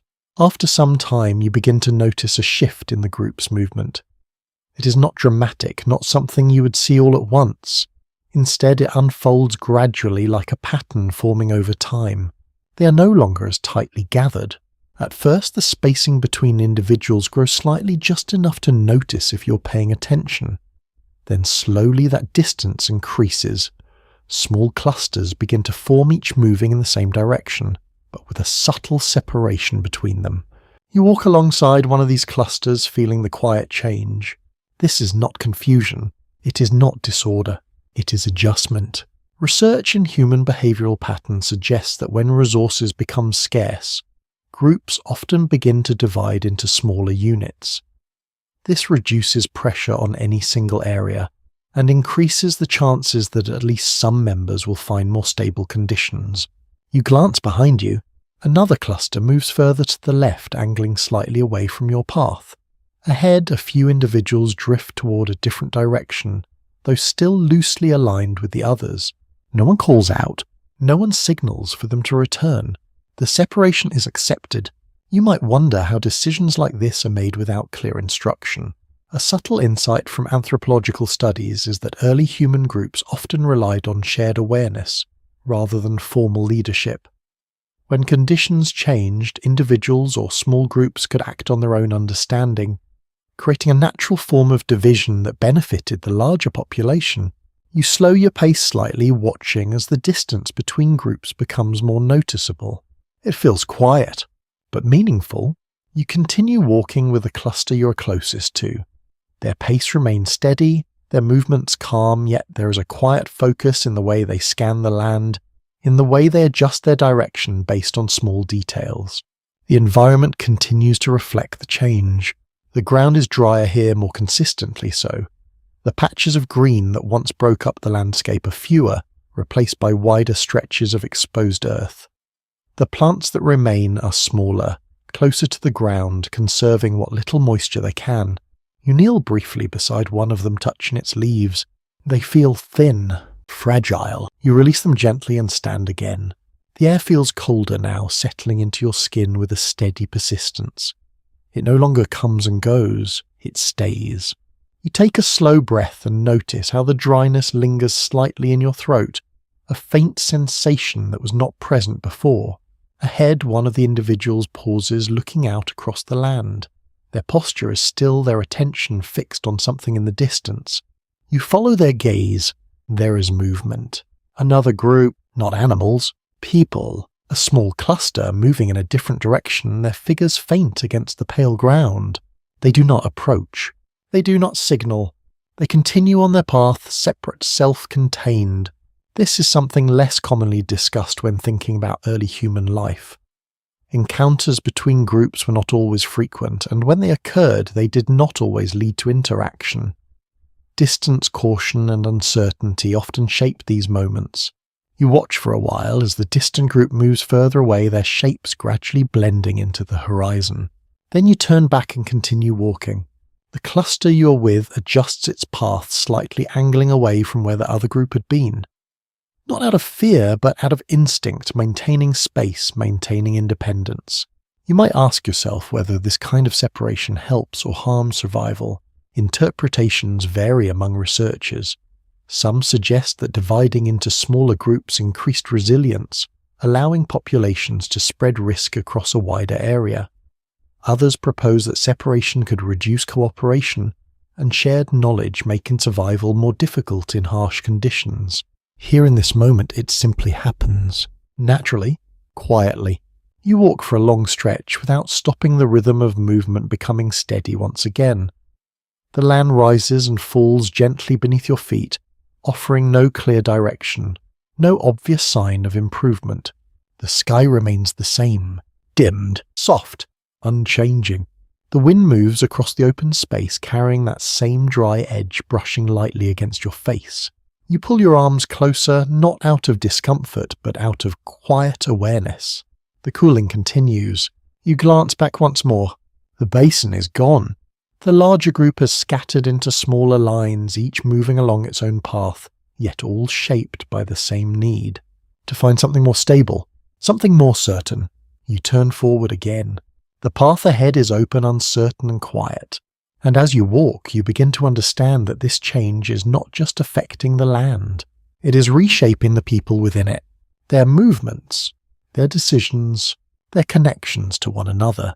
Everything is adjusting. Everything is shifting, not all at once, but steadily. And as the distance between groups grows, so does the sense that the world itself is becoming more fragmented, less predictable, less whole. You continue forward step by step, carrying that awareness with you. A quiet recognition that survival now depends not just on the land, but on how people respond to its changes, and that response has already begun. You continue forward with the smaller cluster, the distance between your group and the others now wide enough that they no longer feel connected in any immediate way. The land stretches quietly around you, open and pale with only faint traces of movement far behind and far ahead. The air feels colder still. It settles into your skin and remains there, no longer shifting with the passing of time. Even as the light continues to fall gently across the land, it brings very little warmth with it. You notice how often your hands move closer to your body now, how instinctively you conserve heat without thinking. The group slows as the light begins to soften further, signaling the gradual approach of evening. There is no clear line between day and night here, only a slow fading, a dimming that blends one into the other. This is where the challenge deepens. Night will be colder, much colder. You follow as the group begins to prepare, not with urgency but with quiet precision. They move toward a slightly sheltered area, a shallow depression near a cluster of low stones. It offers little protection, but enough to reduce the wind enough to create a small pocket of stillness in an otherwise open landscape. You step into this space and immediately notice the difference. The air is calmer, the wind less present. It feels like a small relief. Evidence from archaeological findings shows that early humans often selected temporary resting places based on natural features that provided even minimal shelter. Small changes in terrain could make a significant difference in comfort and survival, especially during colder conditions. The group begins to settle. Bundles are placed carefully on the ground. Tools are set within reach, and then with great care the embers are brought forward. You watch closely as one person kneels and begins to rebuild the fire. Dry grass is arranged first, followed by small twigs. The embers are placed gently among them, and with a few careful breaths the faint glow begins to grow. A small flame appears, then another, until the fire returns. The warmth spreads slowly, reaching outward in soft waves. You move closer, feeling it against your hands, your face. It feels more necessary now than it did before, more central, more vital. A lesser-known aspect of life in colder periods is how much time and attention was given to maintaining fire. It was not just a tool, but a constant responsibility. Losing it could mean more than discomfort. It could mean real danger. You sit near the fire, listening to its quiet crackle. Around you, the group settles into a loose circle. Some adjust their coverings, pulling animal hides tighter around their bodies. Others sit with their hands extended toward the warmth, absorbing what they can. The light from the fire flickers gently, casting soft shadows that move across the ground and the surrounding stones. You might wonder how people endured nights like this with limited protection and no permanent shelter. Research suggests that early humans relied on a combination of strategies including shared body heat layered coverings and careful positioning near fire sources. These methods, while simple, were often effective enough to make survival possible even in challenging conditions. You draw your arms closer, feeling the cool air press in around the edges of the fire's warmth. The contrast is stronger now. The difference between warmth and cold more pronounced. You listen as quiet sounds fill the space. The crackling of the fire, the soft movement of fabric and hides, the steady rhythm of breathing. There is no conversation, at least not in a way you can understand, but there is presence, awareness, a shared experience of the moment. You look upward. The sky has darkened further, though the haze remains muting the clarity of the stars. Only a few points of light manage to break through, faint and distant. Something about the sky feels closed, less open than before. You lower your gaze again, focusing on the fire. The flames move gently, steady but not strong. The fuel is limited and every piece added must be used carefully. A small but telling detail is how fuel availability could become a challenge in changing environments. As vegetation thinned, finding enough material to sustain fires became more difficult, adding another layer of pressure to daily survival. You notice how sparingly the group feeds the fire, adding only what is necessary to keep it alive. Nothing is wasted. The cold deepens as the light fades further. You feel it settle into the ground, into the air, into your own body. The warmth from the fire reaches only so far, leaving the outer edges of your awareness wrapped in a steady chill. You might ask yourself how many nights like this they have already endured. How many more will come? The answer is unclear. Experts continue to explore how prolonged cooling periods affected daily life, particularly during nighttime hours, when temperatures dropped more sharply. These conditions would have required constant adaptation and resilience. You shift slightly, adjusting your position close to the fire. The warmth touches your skin again, gentle but limited. Around you, the group grows still. Not asleep yet, but quiet, resting. Preserving energy, you let your breathing slow, matching the rhythm of the moment. Inhale, cool air. Exhale, a faint trace of warmth. The world beyond the fire fades into darkness, leaving only the immediate circle of light and shadow. Everything else disappears. For now, you sit there feeling the balance between warmth and cold, between light and dark, between what remains and what is slowly changing. This is what survival looks like here. Not dramatic, not loud, but steady, enduring. And as the night settles more deeply around you, you begin to understand that the struggle is no longer just about finding food or water. It is about holding on to warmth, holding on to stability, holding on to the small things that make survival possible. One night at a time, you remain near the fire as the night deepens, the warmth reaching only so far before giving way to the steady cold that surrounds you. The circle of light feels small now, contained as though it exists separately from the wider world beyond it.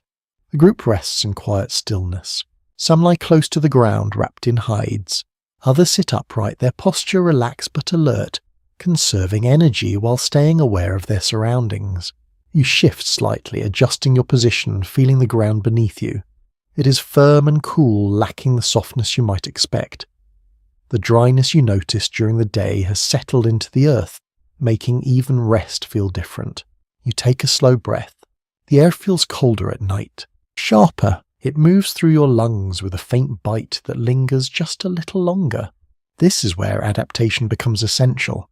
When conditions change, survival depends not only on movement but on innovation, on finding new ways to manage what the environment no longer provides easily. Archaeological evidence suggests that early humans continually refined their tools in response to changing conditions. Materials were selected more carefully, shapes-adjusted techniques improved over time. You glance toward one of the individuals near the fire. They're working with a piece of stone, holding it carefully in one hand while using another to shape its edge. The movements are precise, controlled, guided by experience. The sound is soft, a gentle tapping. Repeated, steady. You watch as small fragments break away, revealing a sharper edge beneath. The tool takes form slowly, not rushed, each adjustment made with intention. A subtle but important detail is that tool-making was not a separate activity from daily life. It was woven into moments like this, quiet periods of rest times, when energy could be spent carefully rather than urgently. You might wonder what changes are being made now in response to what is happening around you. Are tools becoming sharper for more efficient hunting, more durable for harsher conditions, better suited for working with tougher materials? The answer likely includes all of these. Interpretations among researchers differ, but many agree that periods of environmental stress often coincide with bursts of innovation. When familiar methods become less effective, new approaches begin to emerge. You look closer. The tool being shaped is longer than others. You have seen its edge more refined. It catches the firelight as it turns, reflecting a faint glow. Nearby, another individual adjusts a wooden shaft, testing its balance, its strength. The connection between tool and handle is secured with care, using materials that hold even as conditions grow more demanding. These are small changes, but meaningful. You shift your attention to the fire again. It burns steadily, though its size remains modest. The group continues to feed it sparingly, adding only what is needed to maintain the flame. Fuel is limited. Every piece matters. You feel the warmth on your hands, then notice how quickly it fades as you move them away. The cold waits just beyond the fire's reach, patient and constant. You draw your hands back toward the warmth. You might ask yourself how people learn to manage these conditions without written knowledge, without formal instruction. The answer lies in observation, in repetition, in shared experience. A small but telling insight is that knowledge during this time was often passed through demonstration rather than explanation. Skills were learned by watching, by doing, by repeating actions until they became instinctive. You watch as one individual passes a finished tool to another, who examines it briefly before nodding slightly. Approval, understanding, no words needed. The night continues. The firelight flickers gently, casting shifting shadows across the ground. The air remains still within the sheltered space, though you can feel the cold pressing just beyond it. You glance toward the edge of the light. Darkness, complete. The world beyond your immediate surroundings has disappeared. You might wonder what waits out there. Animals, empty land, more of the same shifting conditions. It is difficult to know. Experts continue to explore how nighttime conditions influenced early human behavior, particularly during colder periods. Some evidence suggests that activity slowed significantly after dark, with energy conserved for daylight hours, when movement and visibility were easier. Here that pattern feels natural. The group rests, waits, prepares for morning. You adjust your position again, pulling the covering closer around your body. The texture of the hide feels rough but protective, holding in what warmth it can. Your breathing slows. The rhythm of the night settles into you. Inhale, cool air. Exhale, a trace of warmth. The fire crackles softly, a steady sound, comforting. You notice how the tools are placed nearby within easy reach. Nothing is left scattered or forgotten. Everything has its place, its purpose.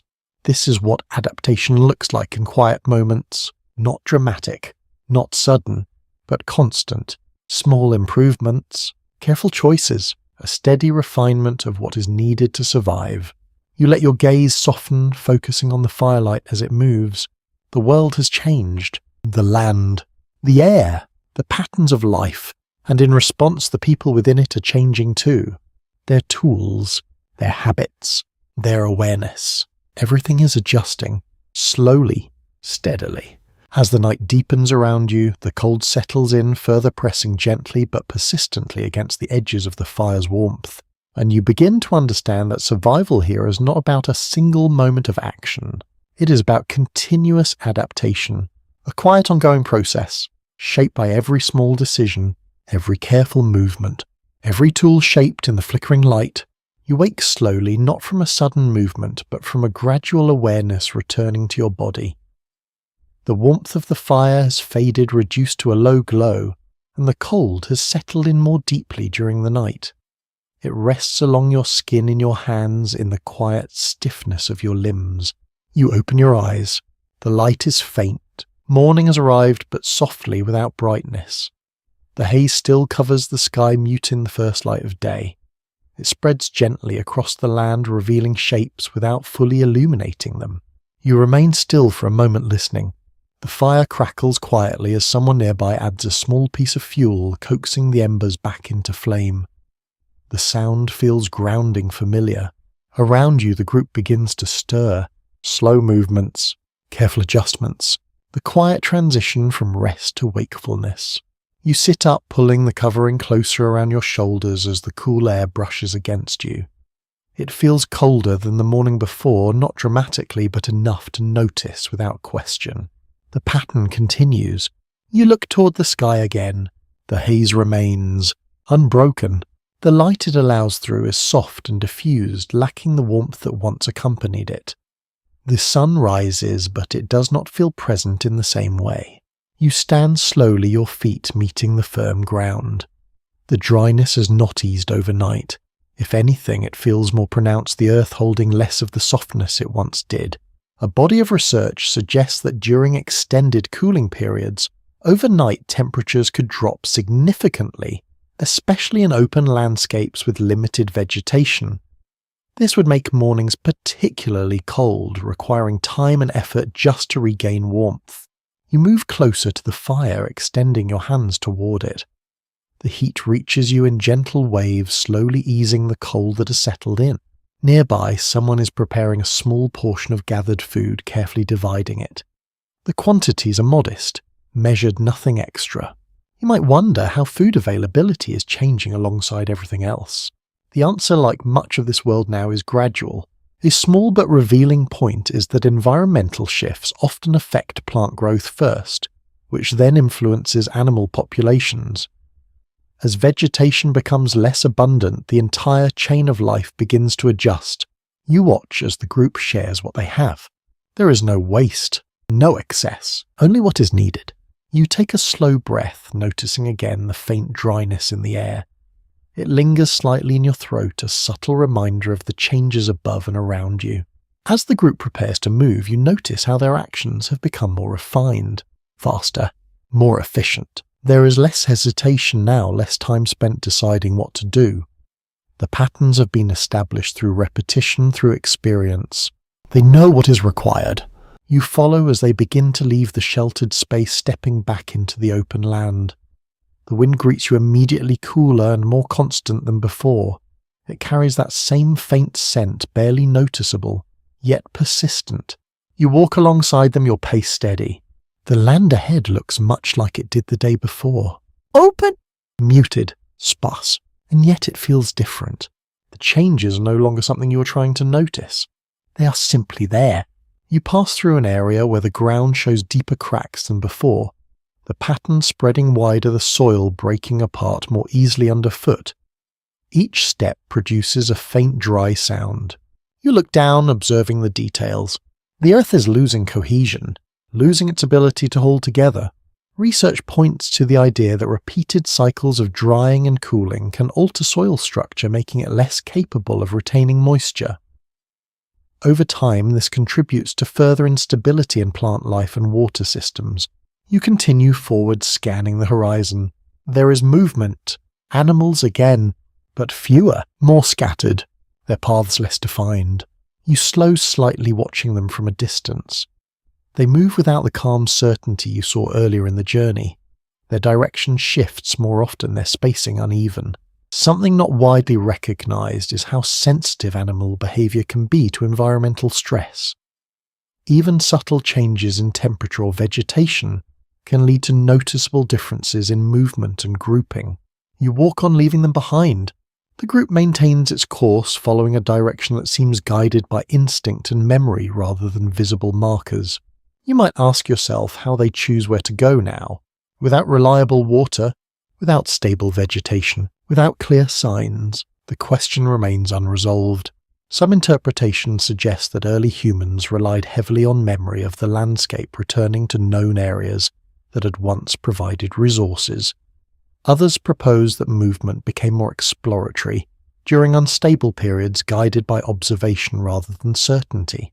You feel the weight of that uncertainty as you walk. Each step carries possibility, but also risk. The sky above remains unchanged.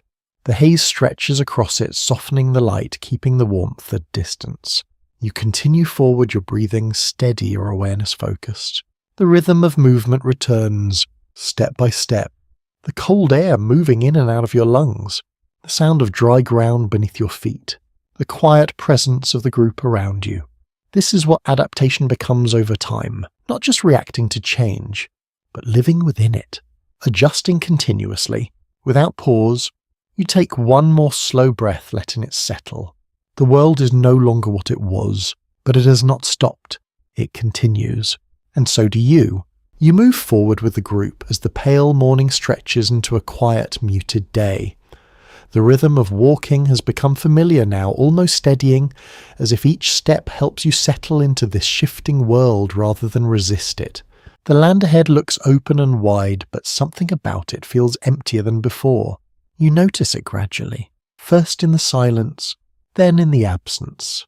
There are fewer signs of large animals now. The distant shapes that once moved across the horizon have become rare. The soft sounds of grazing, the occasional low calls carried by the wind, all of it has faded into something far less frequent. You slow your pace slightly, scanning the distance.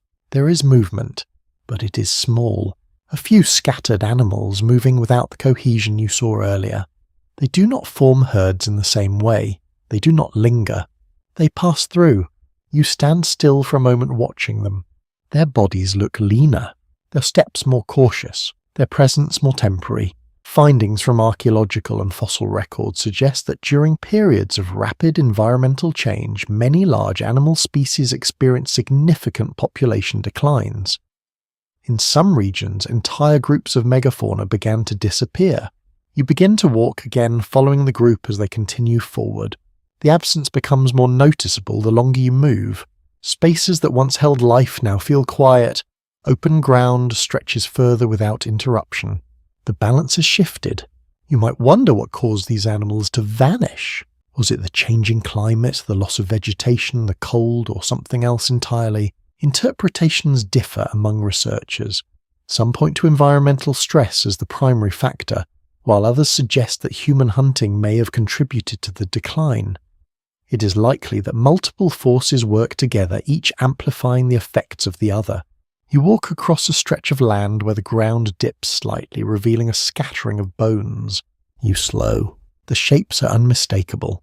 Large, weathered, partially buried in the dry earth. You approach carefully, kneeling beside one of them. The surface is pale and rough, worn by time and exposure. You run your hand lightly along it, feeling its texture. It is cool. Still, a quiet reminder of what once lived here. A small but revealing point is that bone remains from this period often show signs of both natural decay and environmental exposure. In some cases, they appear in clusters, suggesting that animals may have struggled to survive in specific areas as conditions worsened. You rise slowly, stepping back. The group has noticed as well. They do not linger. They do not disturb the remains. They simply observe, then continue.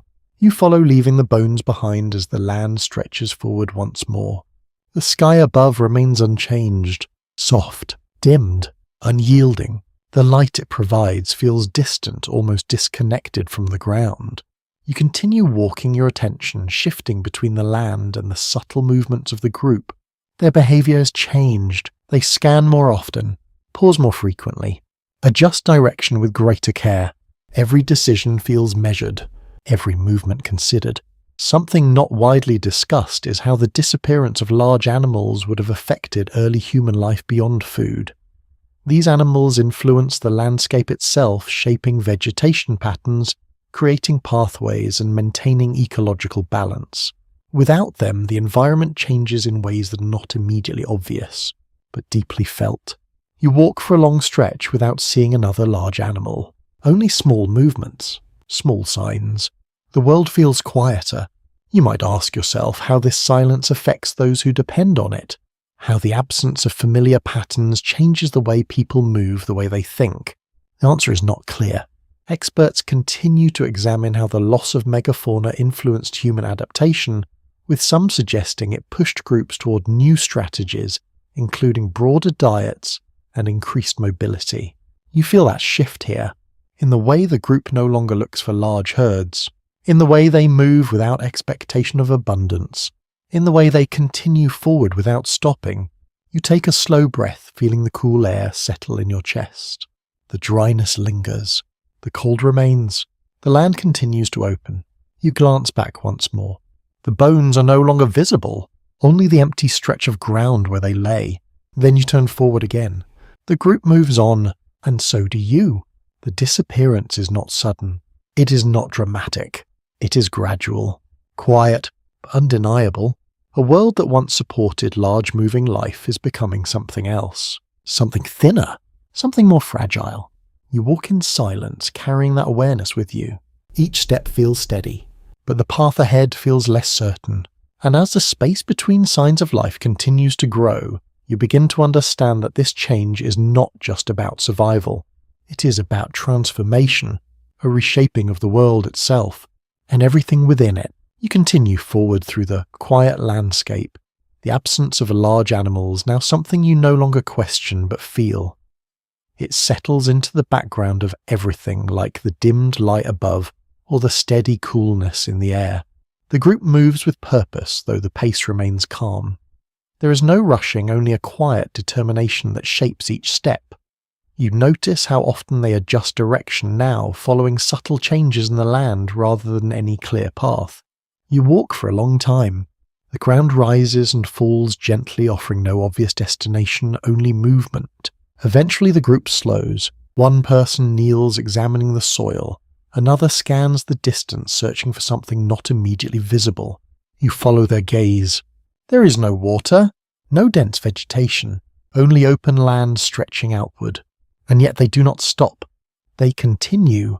This is what movement becomes when resources grow uncertain. Not a journey toward a known place, but a search, an ongoing effort to find what's no longer guaranteed. You take a slow breath, feeling the dryness linger in your throat. The air feels thinner again, or perhaps you're simply more aware of it now. Ahead, the land dips slightly, forming a shallow valley. The group moves toward it, drawn by the possibility that lower ground might hold something moisture plant signs of life. You follow. As you descend, the air feels cooler, still settling into the valley with a quiet weight.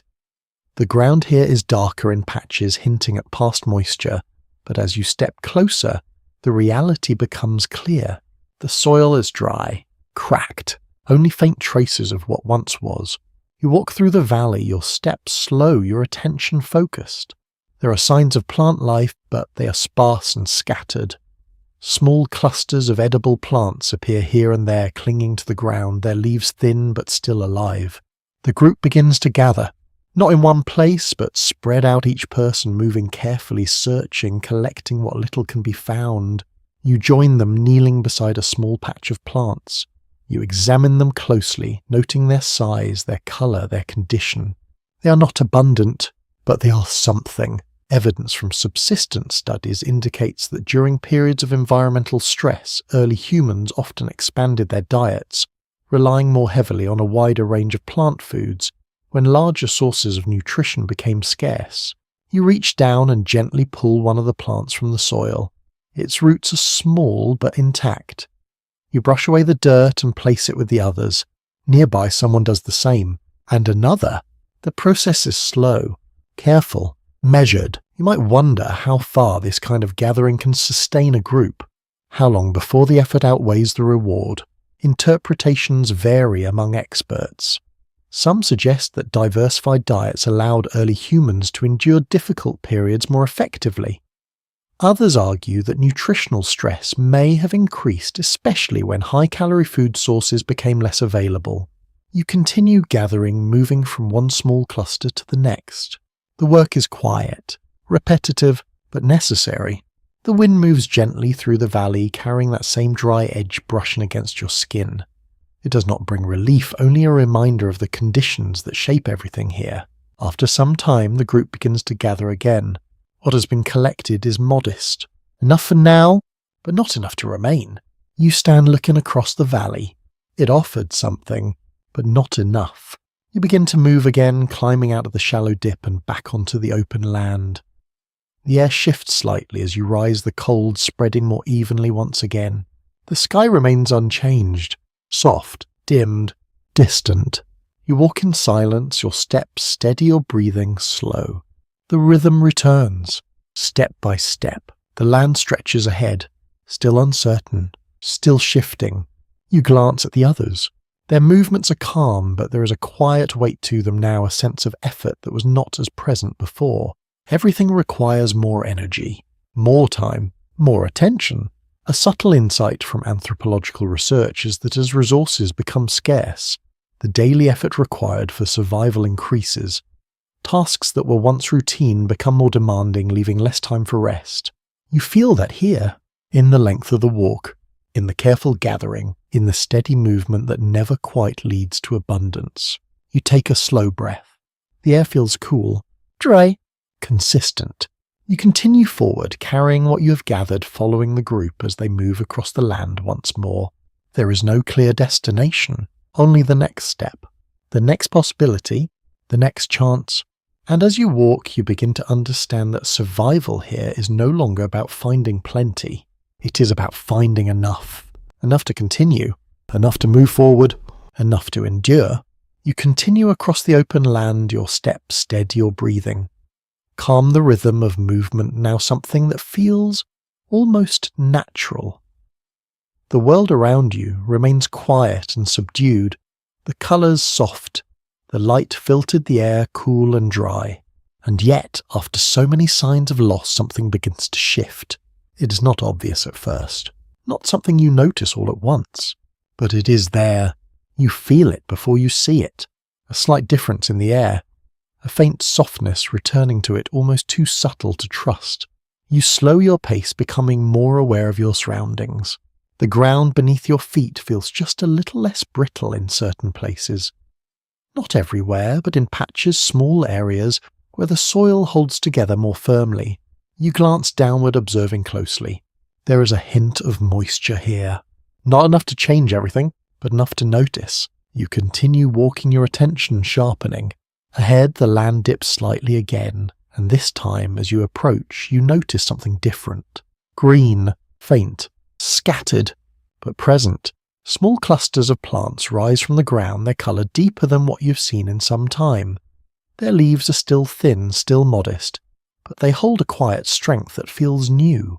You move closer, kneeling beside one of them. You touch it gently. It bends, but does not feel as fragile. You pause, letting your hand rest there for a moment longer. A gentle shift. That is what this is. Research into post-cooling periods suggests that after phases of intense environmental stress, certain regions began to stabilize, allowing plant life to slowly recover.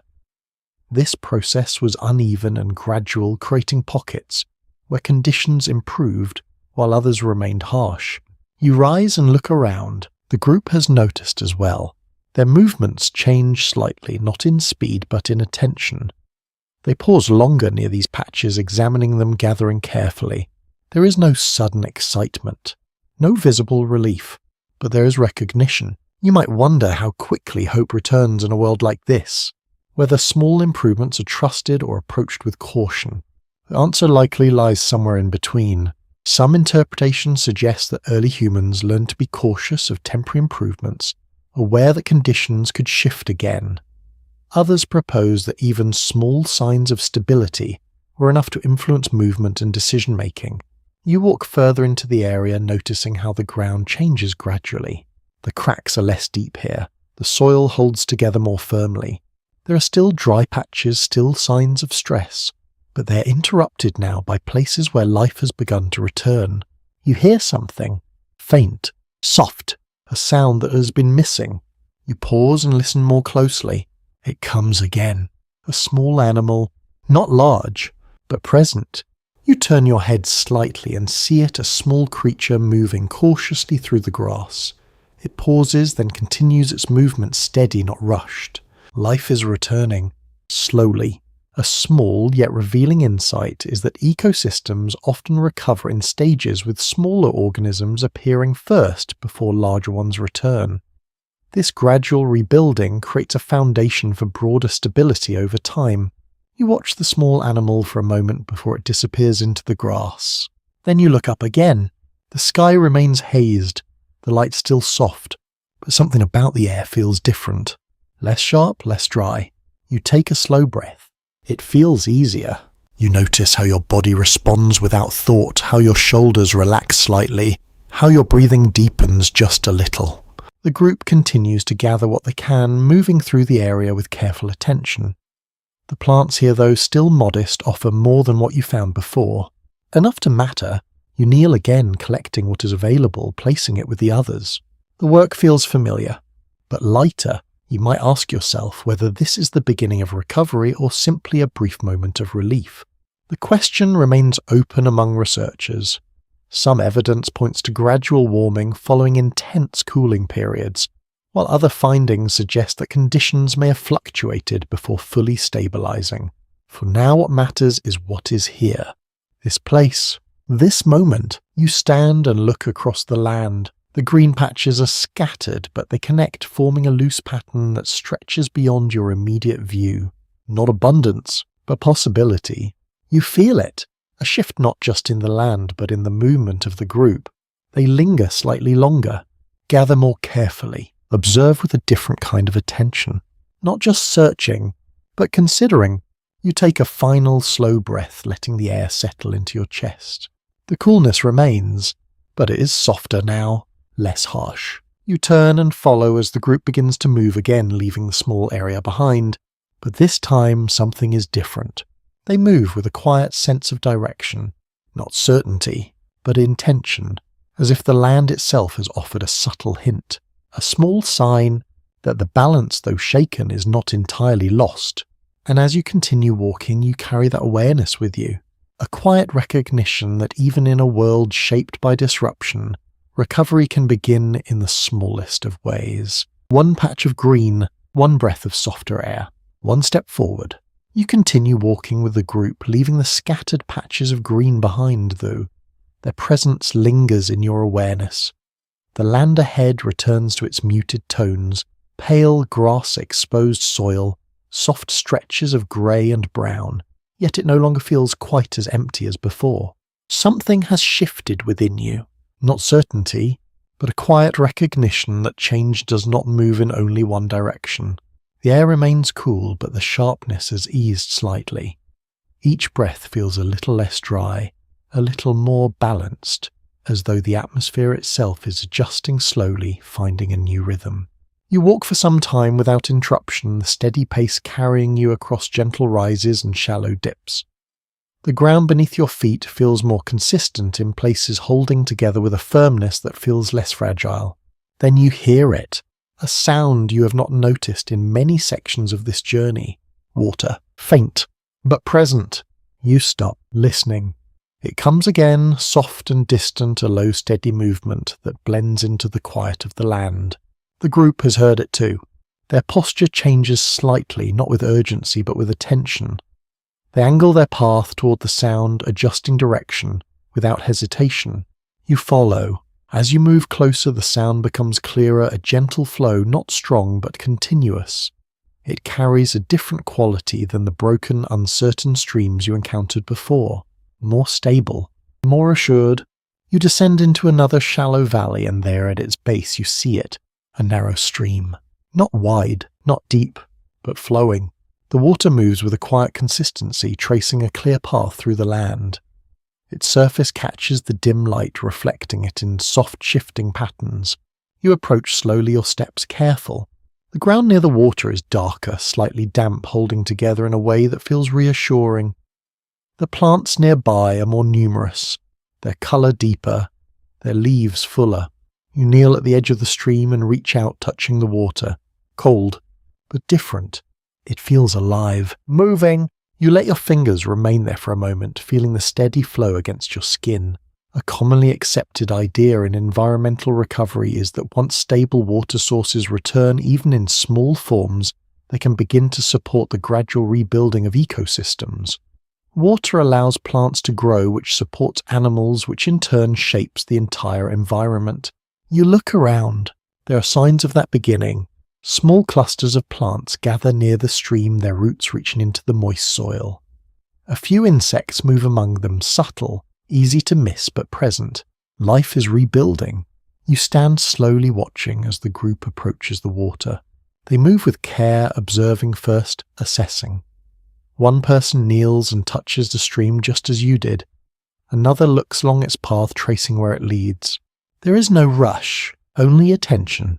You might wonder how they decide whether this place is safe, whether it will last, whether it can be trusted. Views vary among researchers on how early humans evaluated stability in environments like this. Some suggest that repeated observation over time was key, while others believe that groups relied on a combination of signs, water flow, plant growth, animal presence to guide their decisions. Here those signs are beginning to align. You watch as the group begins to gather water using simple containers, moving carefully to avoid disturbing the flow. Others begin to examine the surrounding plants, selecting what can be used. There is a quiet shift in the atmosphere, not relief, but something close. You step back slightly, giving space as the group works. The sound of the stream fills the air, soft but steady, a constant presence that feels grounding after so much silence. You listen to it, letting it settle into you. A subtle detail often overlooked is how sound itself can influence perception of stability. A continuous flow creates a sense of reliability even before other signs fully confirm it. You take a slow breath. The air here feels different. Still cool, but carrying a hint of moisture. A softness that was missing before. You look along the stream, following its path as it winds through the valley and disappears beyond a small rise. It does not look like much, but it is enough. The group lingers here longer than they have in previous places. They move with purpose, but without the constant pressure to leave immediately. This is not yet a place to stay, but it is a place to pause. You sit near the edge of the water, feeling the ground beneath you, slightly softer now, holding a trace of moisture. The contrast is noticeable. You might ask yourself whether this is the beginning of something more stable, or simply another temporary moment. The question remains open.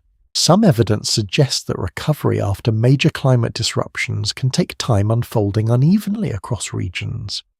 Other interpretations point to cycles of improvement and decline before long-term stability is reached.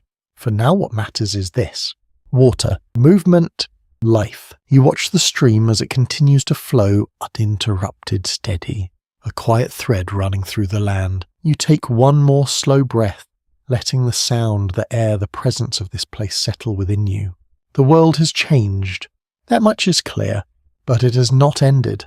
It is adjusting, reforming, finding its balance again, and as you sit beside the flowing water, you begin to understand that survival is not only about enduring what is lost, it is also about recognizing what returns, even in its smallest form. You remain beside the narrow stream as the group settles into a quieter rhythm, one that feels less urgent than before. The sound of flowing water continues steadily, soft but constant, filling the space with something that has been missing for a long time: continuity. You sit for a while, letting your hands rest near the surface of the stream, feeling the faint moisture in the air. It clings lightly to your skin, subtle but noticeable after so many dry days. The ground beneath you feels different too, not soft, but less rigid, more willing to hold together. The group lingers longer here than in any place you have passed before. Some gather plants along the edges of the water, selecting carefully, taking only what is needed. Others remain near the stream, observing its flow, its direction, its behavior over time. This is not a decision made quickly. It unfolds slowly. Evidence suggests that early humans often tested environments before committing to them, observing changes across multiple cycles of day and night. Stability was not assumed, it was confirmed through patience. You stand and walk along the edge of the stream, following its path for a short distance. As you move, you notice that the water remains consistent, not breaking apart as it did in previous places. It bends gently with the land. It continues. You pause and look back toward the group. They are not preparing to leave. Not yet. Instead, their movements shift into something more sustained. One person begins arranging small stones near a section of the stream, perhaps to manage the flow, or to create a more stable place to gather water. Another clears a patch of ground nearby, removing dry debris and creating a small open space. These are small actions, but they carry weight. The small yet revealing insight is that the earliest forms of settlement often began not as permanent decisions but as temporary adjustments. Small modifications to the environment repeated over time gradually led to longer stays. You kneel beside a cluster of plants and begin to gather them more carefully now, not just collecting but selecting.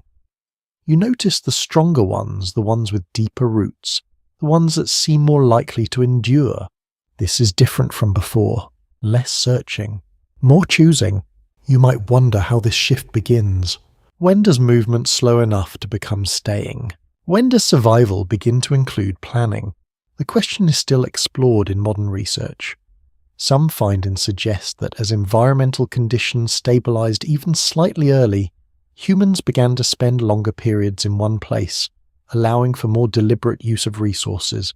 You feel that here, in the way time stretches, in the absence of immediate departure. You stand again and walk a little further along the stream. The plants become slightly denser in certain areas, forming small clusters that suggest the beginning of growth patterns. You reach down and touch the soil. It holds. It does not crumble as easily. A quiet but important observation is that soil stability is often one of the first signs of environmental recovery. When the ground begins to retain moisture more effectively, it supports more consistent plant life. You look up. The sky remains hazed, though the light feels just slightly clearer than before. The difference is small, but it exists. You take a slow breath. The air feels easier. Not warm, but balanced. You return to the group and sit near the stream once more. The sound of water becomes part of the background, steady and reassuring. Nearby, the embers are brought out again. The fire is rebuilt. But this time the process feels less urgent, more routine. The fuel is still limited, still used carefully, but there is a sense that it will be enough for now. You watch as the flames rise, gently reflecting in the water's surface. A connection between elements. Fire, water, earth, air, all present, all shifting, but holding. You might ask yourself whether this place could become something more than a pause, whether it could become a place of return, of repetition, of memory. Views among researchers differ, but many suggest that access to consistent water sources played a key role in the earliest transitions toward more settled ways of life. Even temporary stability could influence behavior in lasting ways. You sit quietly, letting the idea settle, not as a certainty, but as a possibility. The group moves around you, their actions calm, their pace unhurried. Some continue to gather, others rest, a few remain still, simply observing the space around them. There is no rush to leave, no immediate need to move on. This is new. You feel it in your body, the absence of constant motion, the presence of stillness. You take a slow breath, letting the air fill your chest. The coolness remains, but it no longer feels sharp. The dryness has softened. The balance, though fragile, is beginning to return. You look out across the valley, following the stream as it winds through the land. It does not promise permanence, but it offers something. A moment, a place, a chance to pause, and as you sit beside it, listening to the steady flow, you begin to understand that even after great disruption, the world does not simply end. It reshapes, it reorganizes, it begins again, quietly, slowly, one small place at a time. You remain near the stream as time begins to stretch in a way that feels unfamiliar after so much movement. The group no longer prepares to leave at once. Instead, their actions slow, deepen, and settle into something more deliberate. You notice it in the way people return to the same spots, the same patches of plants, the same place along the water's edge. It is subtle, but it marks a change. You walk along the stream again, your steps unhurried, your attention focused on the details you might have overlooked before. The ground here holds its shape more consistently, the soil darker and slightly damp beneath the surface. You kneel and press your fingers into it. It gives just enough, not collapsing, not cracking. Holding, you remain there for a moment thinking about what this means. A steady water source, even a small one, changes everything. Research indicates that the earlier shifts toward longer stays in one location often began near reliable water. These places allowed for repeated use, gradual familiarity, and the beginnings of patterns that extended beyond immediate survival. You stand and look across the area. The group is no longer spread out in the same way. They cluster more often, return to the same points, move in smaller circles. This is not full settlement, but it is something close. You move toward a small patch of plants near the stream. They are slightly more abundant than others growing in a tight cluster. You crouch beside them and examine the soil around their roots. It is darker, richer. You hesitate for a moment, then reach down and adjust the surrounding earth, gently pressing it closer to the base of the plants. It is a small action, almost instinctive, but different. You pause, noticing what you have done. Not just taking, but tending. A subtle but meaningful observation is that early plant management may have begun in simple ways like this: small adjustments that helped certain plants grow more effectively. These actions, repeated over time, could lead to more intentional forms of cultivation. You sit back on your heels, watching the plants for a moment longer. They remain as they are, unchanged for now, but the action lingers. You stand and return to the group. Nearby, someone has arranged a few stones near the water again, creating a small barrier that slows the flow slightly. The water pools more evenly in that spot, making it easier to gather. Another small change, another adjustment. You might wonder when these actions become something more structured, when they shift from instinct to intention, from response to planning. The question continues to be explored in modern research. Some findings suggest that the transition toward early cultivation was gradual, emerging from repeated interactions with the environment rather than a single moment of invention. You walk a little further, noticing how the group begins to organize their space, not in a rigid way, but with a quiet logic. Tools are placed in familiar spots. Gathered food is kept together. The fire is positioned where it can be maintained easily. These patterns form without instruction. They emerge. You sit near the fire as it is rebuilt once more. The flames rise gently, reflecting off the nearby water, creating soft, shifting patterns of light. The air feels different here. Still cool, but carrying a faint trace of moisture. It softens the edges of your breath. You take a slow inhale, then exhale, noticing how it feels. Easier. You might ask yourself whether this place could support something more lasting, whether the group will remain here beyond a short pause. Perspectives among researchers vary. Some suggest that early humans likely moved frequently even when conditions improved, maintaining flexibility. Others propose that periods of stability may have encouraged longer stays, setting the stage for more permanent changes. You look around again. The signs are small, but consistent. Water flows. Plants grow. The ground holds.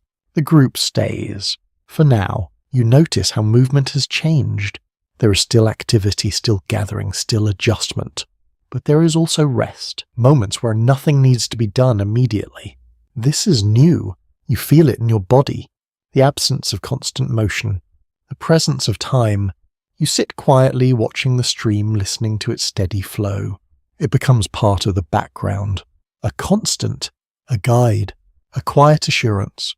Nearby, someone places a few more stones along the edge of the water, reinforcing the small structure that has formed. The water responds, slowing slightly, pooling more evenly. You watch the interaction. Human and environment. Not separate, but connected. A small yet revealing observation is that these early interactions may have shaped the environment in subtle ways, creating feedback loops where human activity influenced natural systems, which in turn influenced human behavior. You let that idea settle. The world is not just something to move through. It is something to engage with, to shape, even in small ways. You take another slow breath, feeling the air settle into your chest. The coolness remains, but it no longer feels harsh. The balance is shifting again, not back to what it was, but towards something new. And as you sit beside the stream, watching the group move with quiet purpose, You begin to understand that this moment, this place, is part of something larger, not just survival, but transition, a gradual movement toward a different way of living, one small action at a time. You remain near the stream as the day unfolds in a calm, steady rhythm. The movement around you feels measured and now shaped not by urgency, but by quiet intention. The group continues to work to gather to adjust, yet there is space between each action. Space to pause, space to notice. You sit for a moment longer watching the water as it moves past the small arrangement of stones.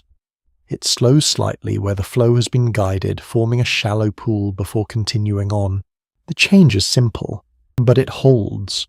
You look around at the land, taking in the details more carefully than before. The plants near the water appear stronger, their leaves fuller, their colour more consistent. Further away, the ground returns to its pale dryness. But even there you notice faint traces of growth beginning to reappear. It is uneven, but it is real. Research suggests that as climates began to stabilise after periods of intense disruption, ecosystems recovered in gradual layers, with water-rich areas acting as centres of renewal. These zones supported plant growth, which then influenced animal activity and human behaviour. You stand and walk along the edge of the stream once more, your steps slow, your attention focused. You notice how the soil holds together beneath your feet, how the air feels slightly more balanced, how the sound of water provides a steady reference point in a world that has felt uncertain. You pause and listen. There it is again, a small animal moving through the grass. You turn your head and see it briefly, its movement cautious but steady. It pauses, then continues, disappearing into the vegetation. Life continues to return. Not in large numbers, not yet, but enough to be felt. You might wonder how long it will take for the larger patterns to return, for herds to move across the land again, for abundance to replace scarcity. Interpretations differ. Some evidence points to a slow and uneven recovery, with certain regions stabilizing faster than others. Other perspectives suggest that full recovery may have taken generations, shaped by both environmental and human factors. You walk back toward the group, noticing how their actions continue to evolve. The gathering of plants is more selective now, the placement of tools more consistent, the use of space more defined. These are not random movements. They are forming patterns. A subtle detail worth noticing is how repetition shapes behavior. When actions are repeated in the same place over time, they begin to create structure, even without formal planning. You see it here, in the way people return to the same areas, in the way the fire is rebuilt in a familiar spot, in the way resources are organized. You sit near the fire again, feeling its warmth spread outward in soft waves. It contrasts with the cool air, but the difference feels less extreme than before. The cold has softened, or perhaps you have adjusted to it. You take a slow breath, letting it settle. The air feels steady, not warm, but stable. You might ask yourself whether this is what adaptation feels like. Not just surviving change, but becoming part of it. Some researchers suggest that human success during periods like this came not from resisting environmental change, but from aligning with it, adjusting behaviors to match new conditions rather than trying to maintain old ones. You feel that alignment here, in the way the group moves, in the way the land responds, in the way everything begins to settle into a new rhythm.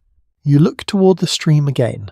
The water continues to flow, unbroken, a quiet constant. You follow its path with your eyes, noticing how it curves gently through the land, connecting different patches of growth, linking one small area of life to another. It is not just a resource, it is a guide. You stand and walk a short distance, tracing the edge of the water.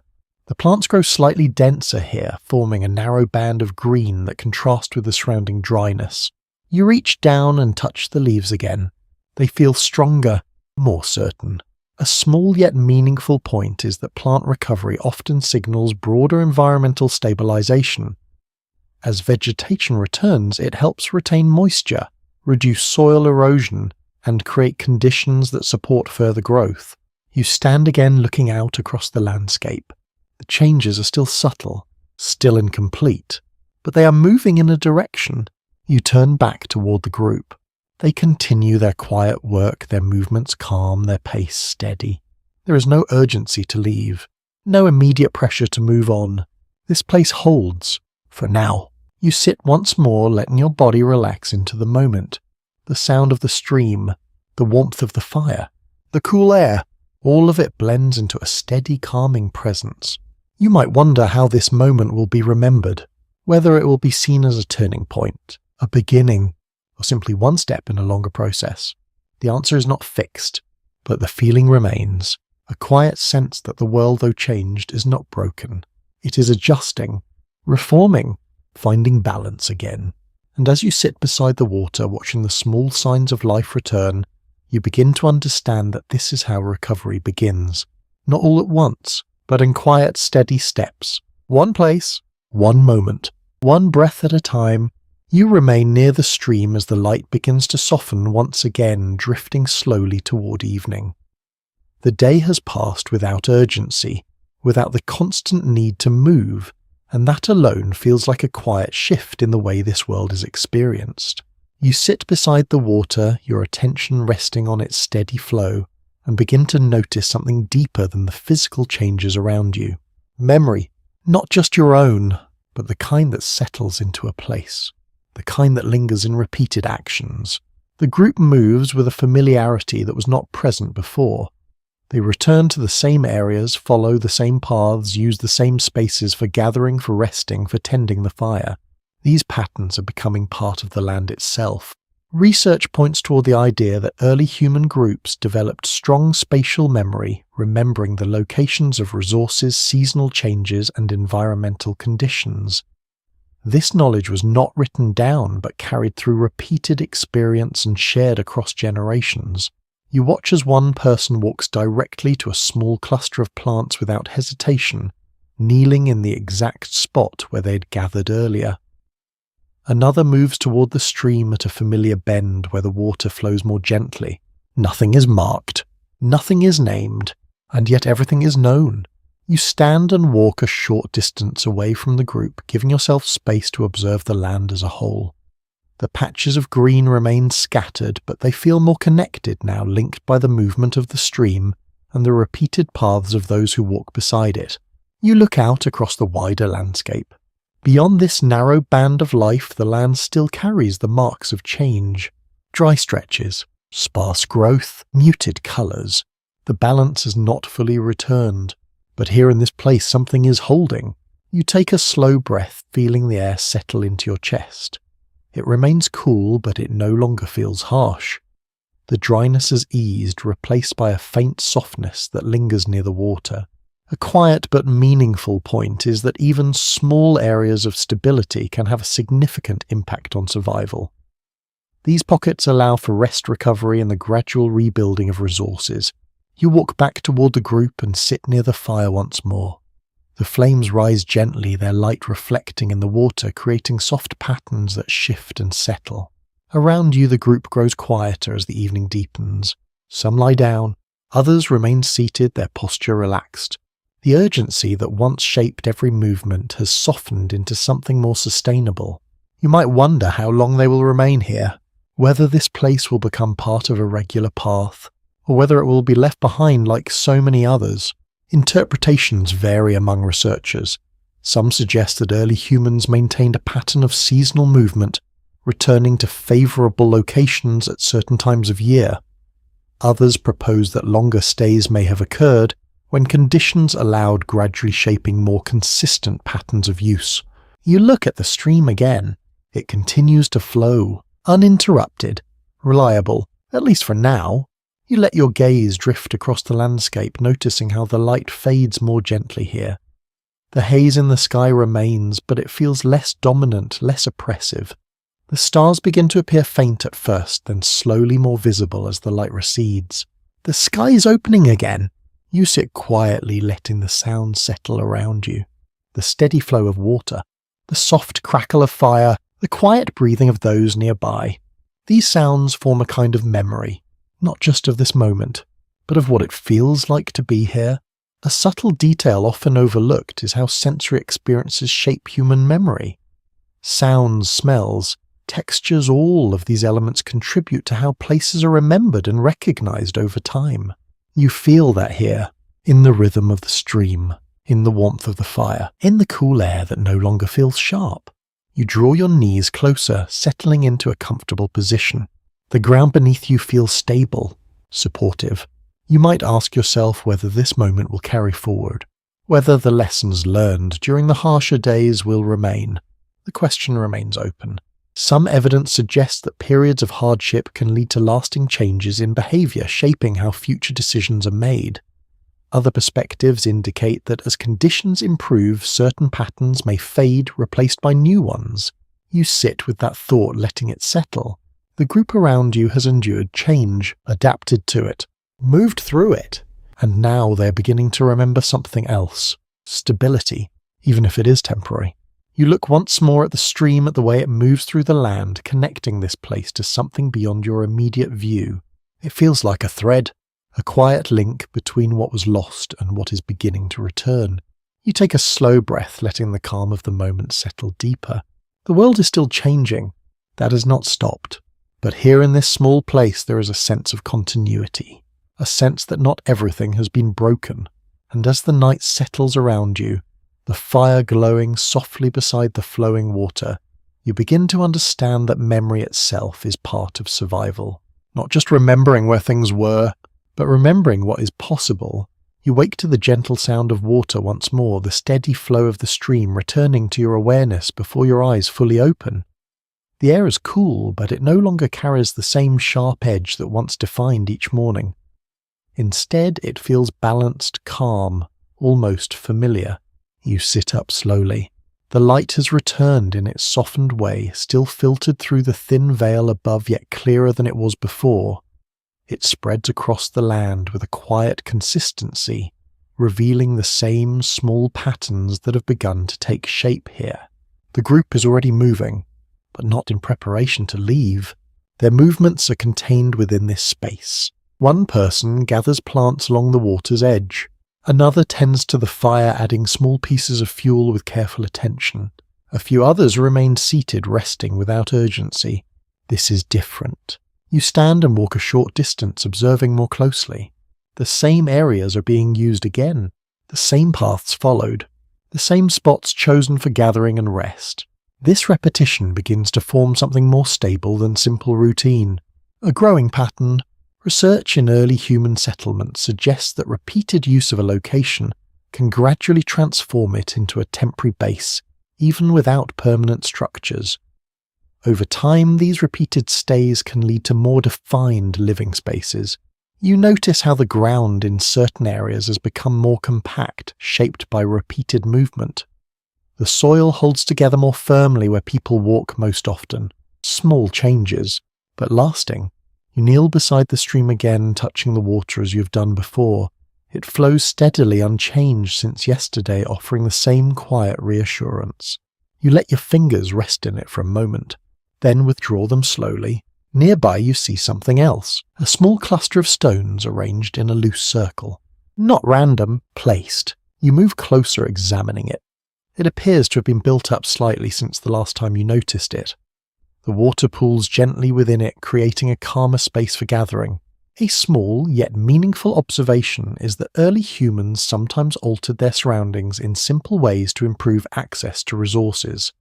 These adjustments, though modest, reflect an emerging relationship with the environment. You stand and look around again. More signs appear, tools placed in consistent locations, gathered plants set aside in small organized piles, a cleared space near the fire, free of debris. None of it is complex, but together it forms something new. You might wonder when this becomes something more permanent, when temporary patterns begin to take root. The answer is not fixed. Some interpretations suggest that early humans moved fluidly between temporary and semi-stable living patterns, depending on environmental conditions. Others indicate that repeated returns to reliable locations gradually increase the length of stay. You walk a little further, noticing how the plants near the stream continue to grow. They are not abundant, but they are steady. You crouch and gently press the soil around one of them again, reinforcing the earth as you did before.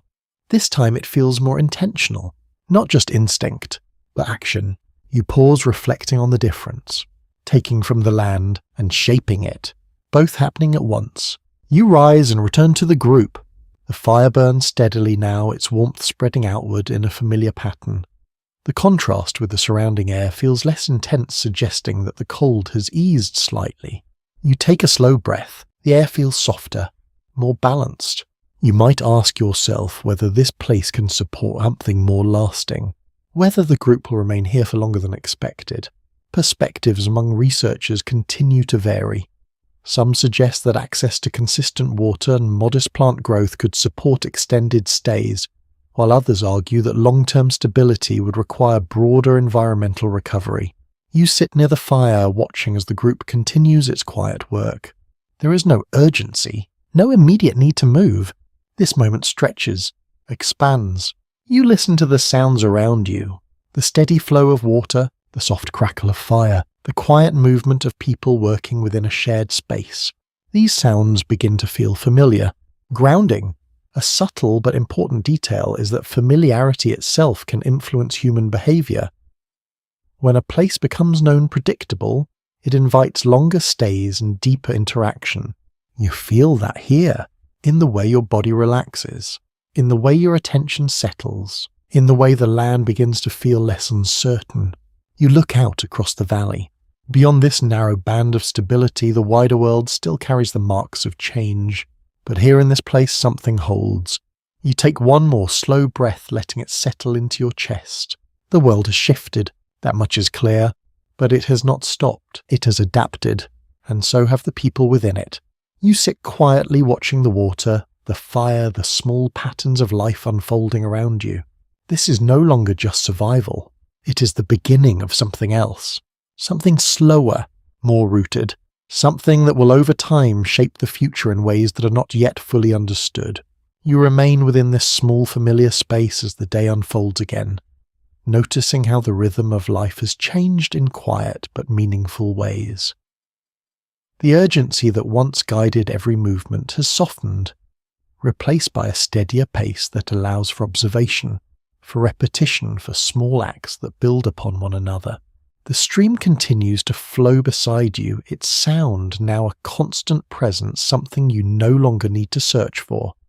It simply exists, steady and reliable, shaping everything around it. You walk along its edge, your steps slow, your attention focused. The plants here have grown slightly stronger since you first arrived. Their leaves appear fuller, their stems more stable.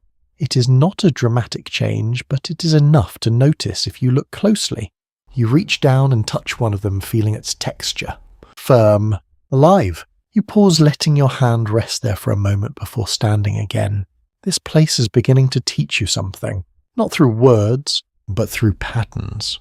Research indicates that during periods of environmental recovery, humans adapted by paying closer attention to cycles, the way water flows, the way plants grow, the way conditions shift over time. These observations allowed for more informed decisions about when to stay and when to move. You look out across the land beyond the stream. The wider landscape still carries the marks of disruption. The dryness, the muted colours, the sparse vegetation, all of it remains. But here in this narrow space there is continuity. You walk back toward the group and notice how their actions reflect this growing understanding. They return to the same tasks, in the same places, at similar times, gathering, tending, resting, repeating. A quiet but meaningful point is that repetition creates knowledge. When actions are repeated in stable conditions, patterns emerge that can be learned, remembered and relied upon. You sit near the fire again, watching as it is maintained with the same careful attention as before. The fuel is still used sparingly, but there is less tension in the way it is handled. The group trusts that it will be enough. For now, you take a slow breath, noticing how the air feels more consistent than it did before. The dryness has eased further, replaced by a faint softness that lingers near the water. You might wonder how this place will influence future movement, whether it will become part of a larger path, a place to return to, a place to remember. The question remains open. Some evidence suggests that early human groups began to form mental maps of reliable locations, returning to them over time as part of seasonal movement patterns. Other perspectives indicate that environmental uncertainty may have limited the predictability of such returns. You stand and walk a short distance away from the group, giving yourself space to observe the area from a different angle. The stream curves gently through the valley, connecting small patches of green that cluster along its path. These patches are not large, but they are consistent, forming a narrow band of life that contrasts with the surrounding dryness. You follow this band with your eyes tracing its movement across the land. It feels like a guide, a thread, something that can be followed. You step closer to the water again and notice how the small stone arrangement is held. The flow remains steady, the pool intact, the surface calm. You crouch and adjust one of the stones, slightly pressing it more firmly into place. The water responds, not dramatically, but enough. A small shift in flow, a slight change in shape. You sit back and observe it. This is something new, not just responding to the environment, but interacting with it. A subtle detail often overlooked is how these small interactions may have contributed to a deeper understanding of natural systems. By observing how changes in the environment responded to human actions, early humans could begin to anticipate outcomes. You let that idea settle. The land is not static, it responds. You return to the group and sit once more, feeling the warmth of the fire and the coolness of the air balance around you. The day moves forward without urgency. There is time here, time to observe, time to adjust, time to learn. You might ask yourself whether this is how resilience is built. Not in moments of crisis, but in moments of stability that follow.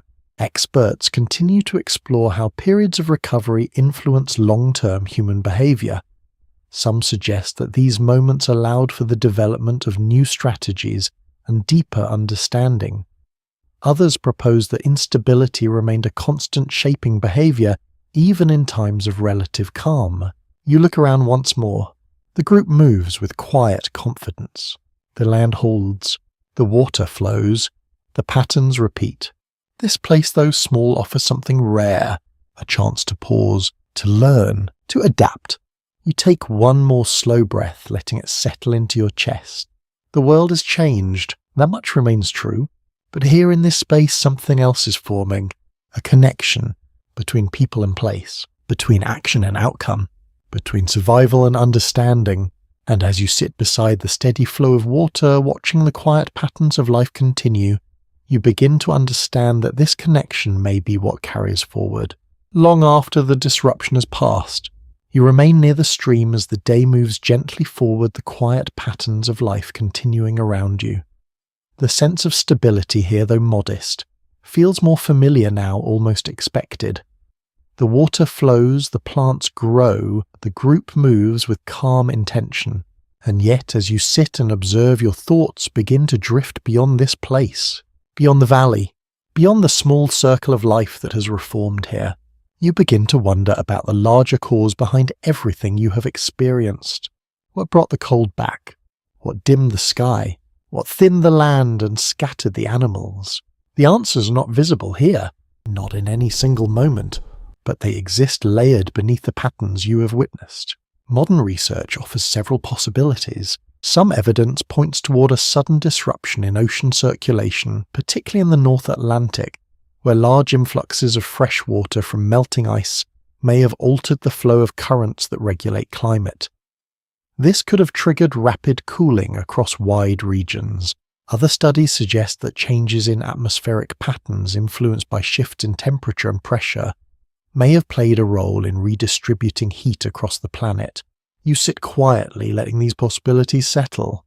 They feel distant, complex, far removed from the simple experience of walking, gathering, and breathing in this place. You look at the stream again. It flows without revealing its origin, without explaining its presence. It simply is. You might ask yourself whether the people around you ever wondered about these larger causes, whether they sought explanations for the changes they experienced, or whether they simply adapted. The answer is not certain. Some perspectives suggest that early humans focused primarily on immediate conditions, responding to what they could observe directly. Others propose that patterns in nature may have led to early forms of explanation expressed through stories or shared understanding. You listen to the sound of the water.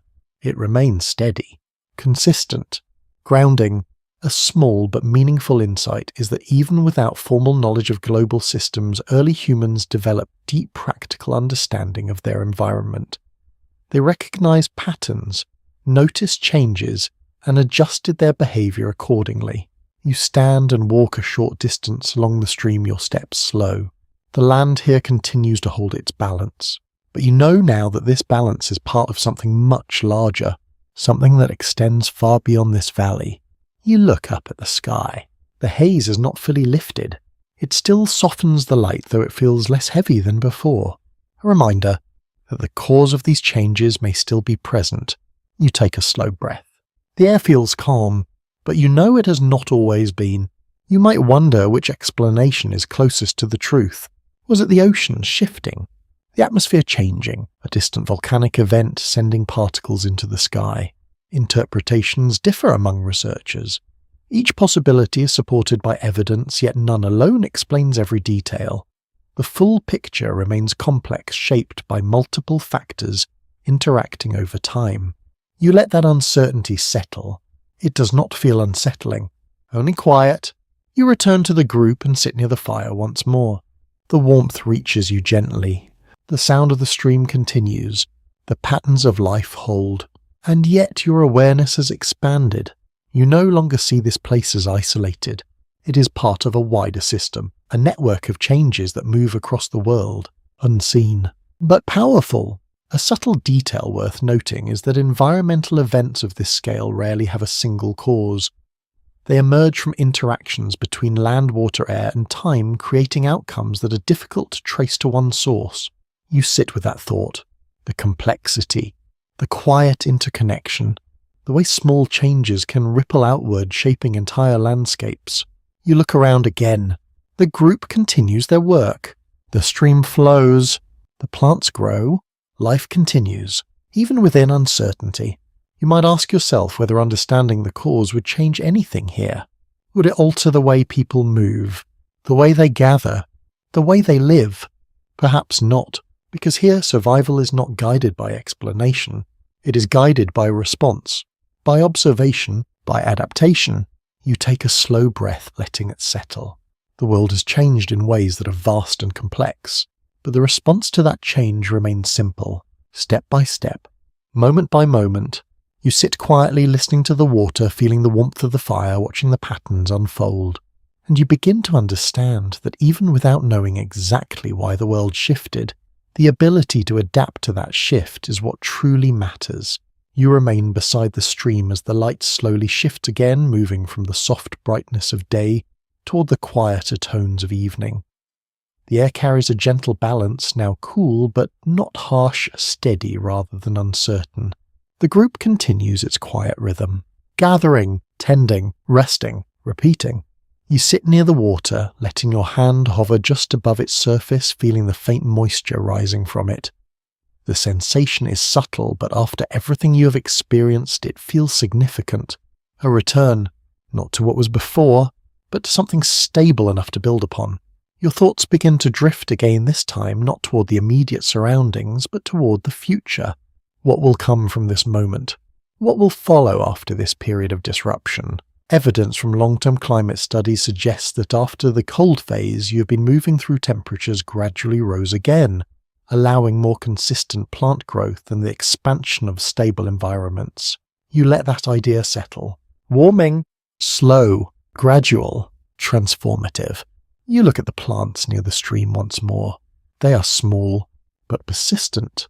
You imagine them spreading, extending further into the land as conditions improve, creating larger patches of growth connecting one area to another. You might wonder how this change will shape the lives of the people around you, whether they will continue to move as they always have, or whether something new will emerge. Interpretations among researchers continue to vary. Some suggest that as environments stabilized early, humans began to experiment with longer stays, leading eventually to more permanent settlements. Others propose that mobility remained central even as conditions improved. You stand and walk a short distance along the stream, following its gentle curve. The water continues to guide the shape of the land, carving a path that links different areas together. It feels like a beginning, a foundation. A subtle but meaningful observation is that stable water sources often became centers of long-term human activity, not just for survival, but for the development of new behaviors and ways of living. You pause and look out across the valley. The green patches are still scattered, but they feel more connected now, forming a loose network that stretches beyond your immediate view. Life is expanding, quietly. You take a slow breath. The air feels softer again. You notice how your body responds, how the tension that once sat in your shoulders has eased, how your breathing has become deeper, more relaxed. This is what stability feels like. Not dramatic, but steady. You return to the group and sit near the fire. The flames rise gently, their light reflecting in the water, creating a soft interplay of movement and stillness. Around you, the group moves with familiarity, with confidence. The patterns that have formed here continue to repeat, and in their repetition, something deeper is taking shape. Memory, not just of hardship, but of recovery. You might ask yourself how these experiences will influence what comes next, how the memory of scarcity will shape future decisions. The question remains open. Some research suggests that periods of environmental stress can lead to lasting changes in behavior, encouraging more careful use of resources and greater awareness of environmental patterns. Other perspectives indicate that as conditions improve, new opportunities may lead to entirely different ways of living. You sit quietly, letting these possibilities settle. The stream continues to flow. The plants continue to grow. The group continues to adapt. Everything moves forward. You look up at the sky. The haze has thinned slightly. The light feels clearer, more direct, a small change, but meaningful. You take another slow breath, feeling the air fill your lungs. It feels easier now, more natural. You might wonder how long it will take for the world to fully recover, for the balance to return completely. The answer is not simple. Recovery does not happen all at once. It unfolds over time, layer by layer. You sit with that thought, letting it settle into your awareness. The journey you have been part of has shown you something important. That even in the face of profound change, the world does not simply end. It transforms. It adjusts. It finds new forms. You look around once more. At the water, at the land, at the people. Everything is different, and yet everything continues. You feel a quiet sense of calm settle within you. Not because everything is certain, but because you have seen how uncertainty can be met. With observation, with adaptation, with patience. And as the light continues to fade and the soft sounds of water and fire fill the space around you, you begin to understand that this moment is not just about survival. It is about transition, a movement from one way of living to another, a slow, steady shift that will shape everything that follows. You sit quietly as evening settles in once more, the familiar sounds of water and fire blending into a steady, calming rhythm. The space around you feels known, now shaped by repeated movement, quiet choices and small adjustments that have turned this place into something more than a stop along the way.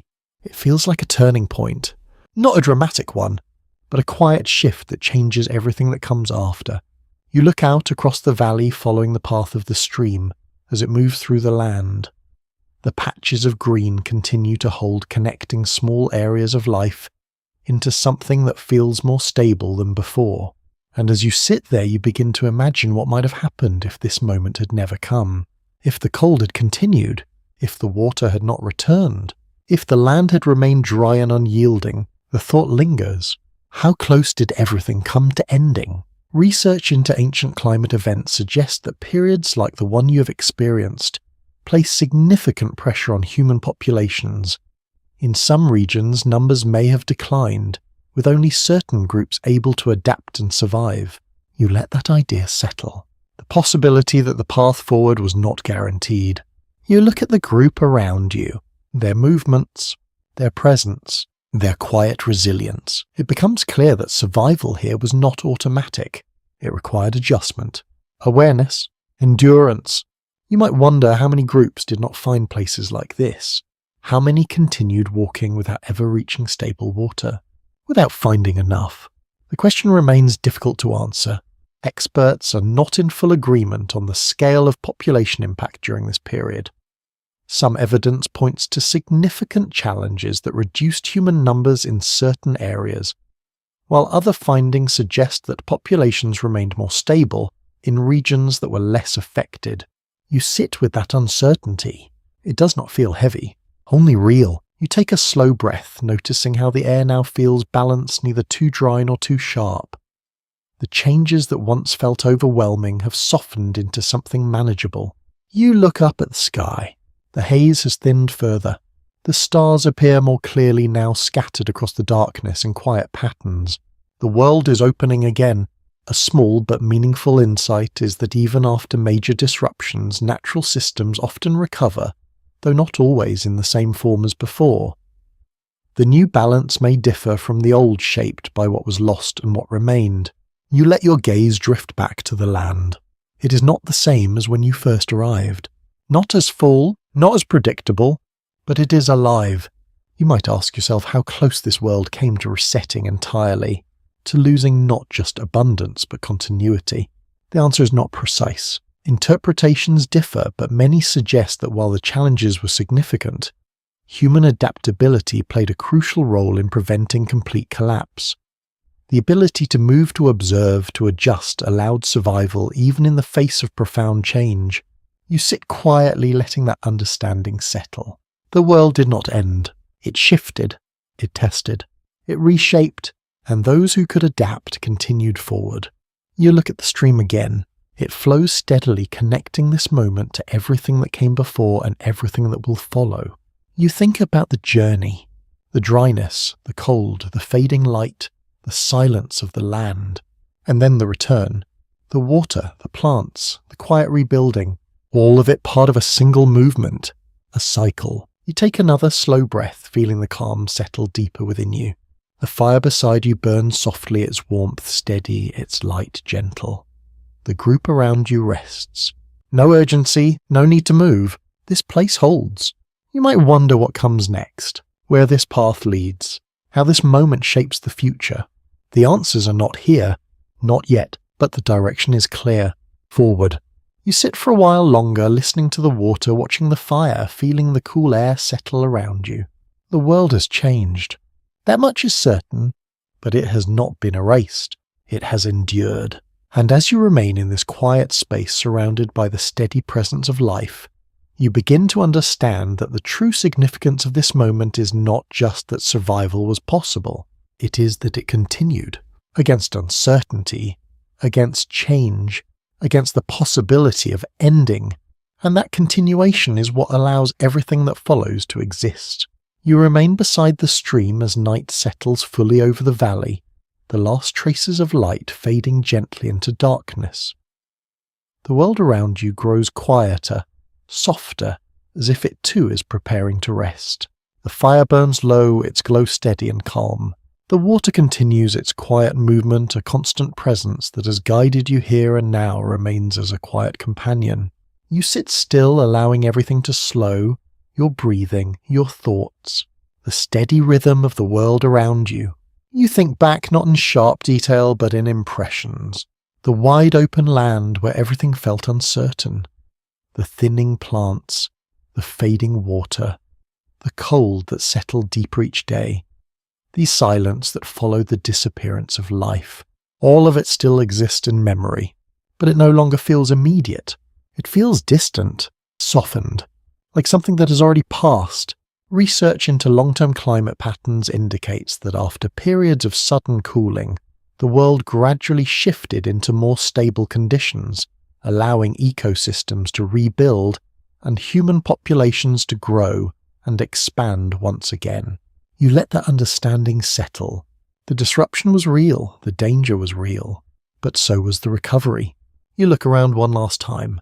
The group rests quietly nearby, their movements minimal, their presence calm. They have adapted, adjusted, endured. They did not stop. And because of that, everything continues. You might wonder how this moment carries forward, How the quiet choices made here shape the distant future. The answer unfolds slowly, over generations, over time. The knowledge gained, the patterns, learned, the connection between people and land, all of it moves forward, carried in memory, in behaviour, in quiet understanding. A subtle but meaningful observation is that survival is not only about enduring difficult moments, but about carrying what is learned from them into what comes next. You feel that here, in the calm, in the steadiness, in the quiet sense that something has been preserved. You take a slow breath, letting it fill your chest, then release it gently. The air feels balanced, cool but not harsh, soft but not heavy. You close your eyes for a moment, listening. The sound of water, the soft crackle of the fire, the faint movement of wind across the land. These sounds form a kind of ending, not a sharp one, but a gradual settling, a gentle closing. You might ask yourself what remains after everything changes. What continues when the world shifts so deeply? The answer is simple. Life continues, in different forms, in new patterns, in ways that adapt to what is. You open your eyes again, letting them rest on the stream. It flows as it always has, quiet, steady, uninterrupted, a thread that connects this moment to everything that came before and everything that will follow. You feel a sense of calm settle over you, deeper now, more complete. The journey has not been easy, but it has not ended. It has led here, to this place, to this moment, and as you sit beside the water, the fire glowing softly, the night settling gently around you, you begin to understand that this is how the world moves forward, not through sudden change, but through quiet continuation, through adaptation, through endurance, through small moments that hold.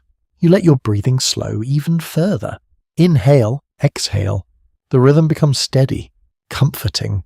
The fire dims slightly, the water continues, the night deepens, and you allow yourself to rest within it. There is nothing more you need to do, nothing more you need to follow. Only this moment, this quiet, this calm, and as the world settles around you soft and still, you drift gently with it, carried by the steady flow of time into a place of rest. Sweet dreams.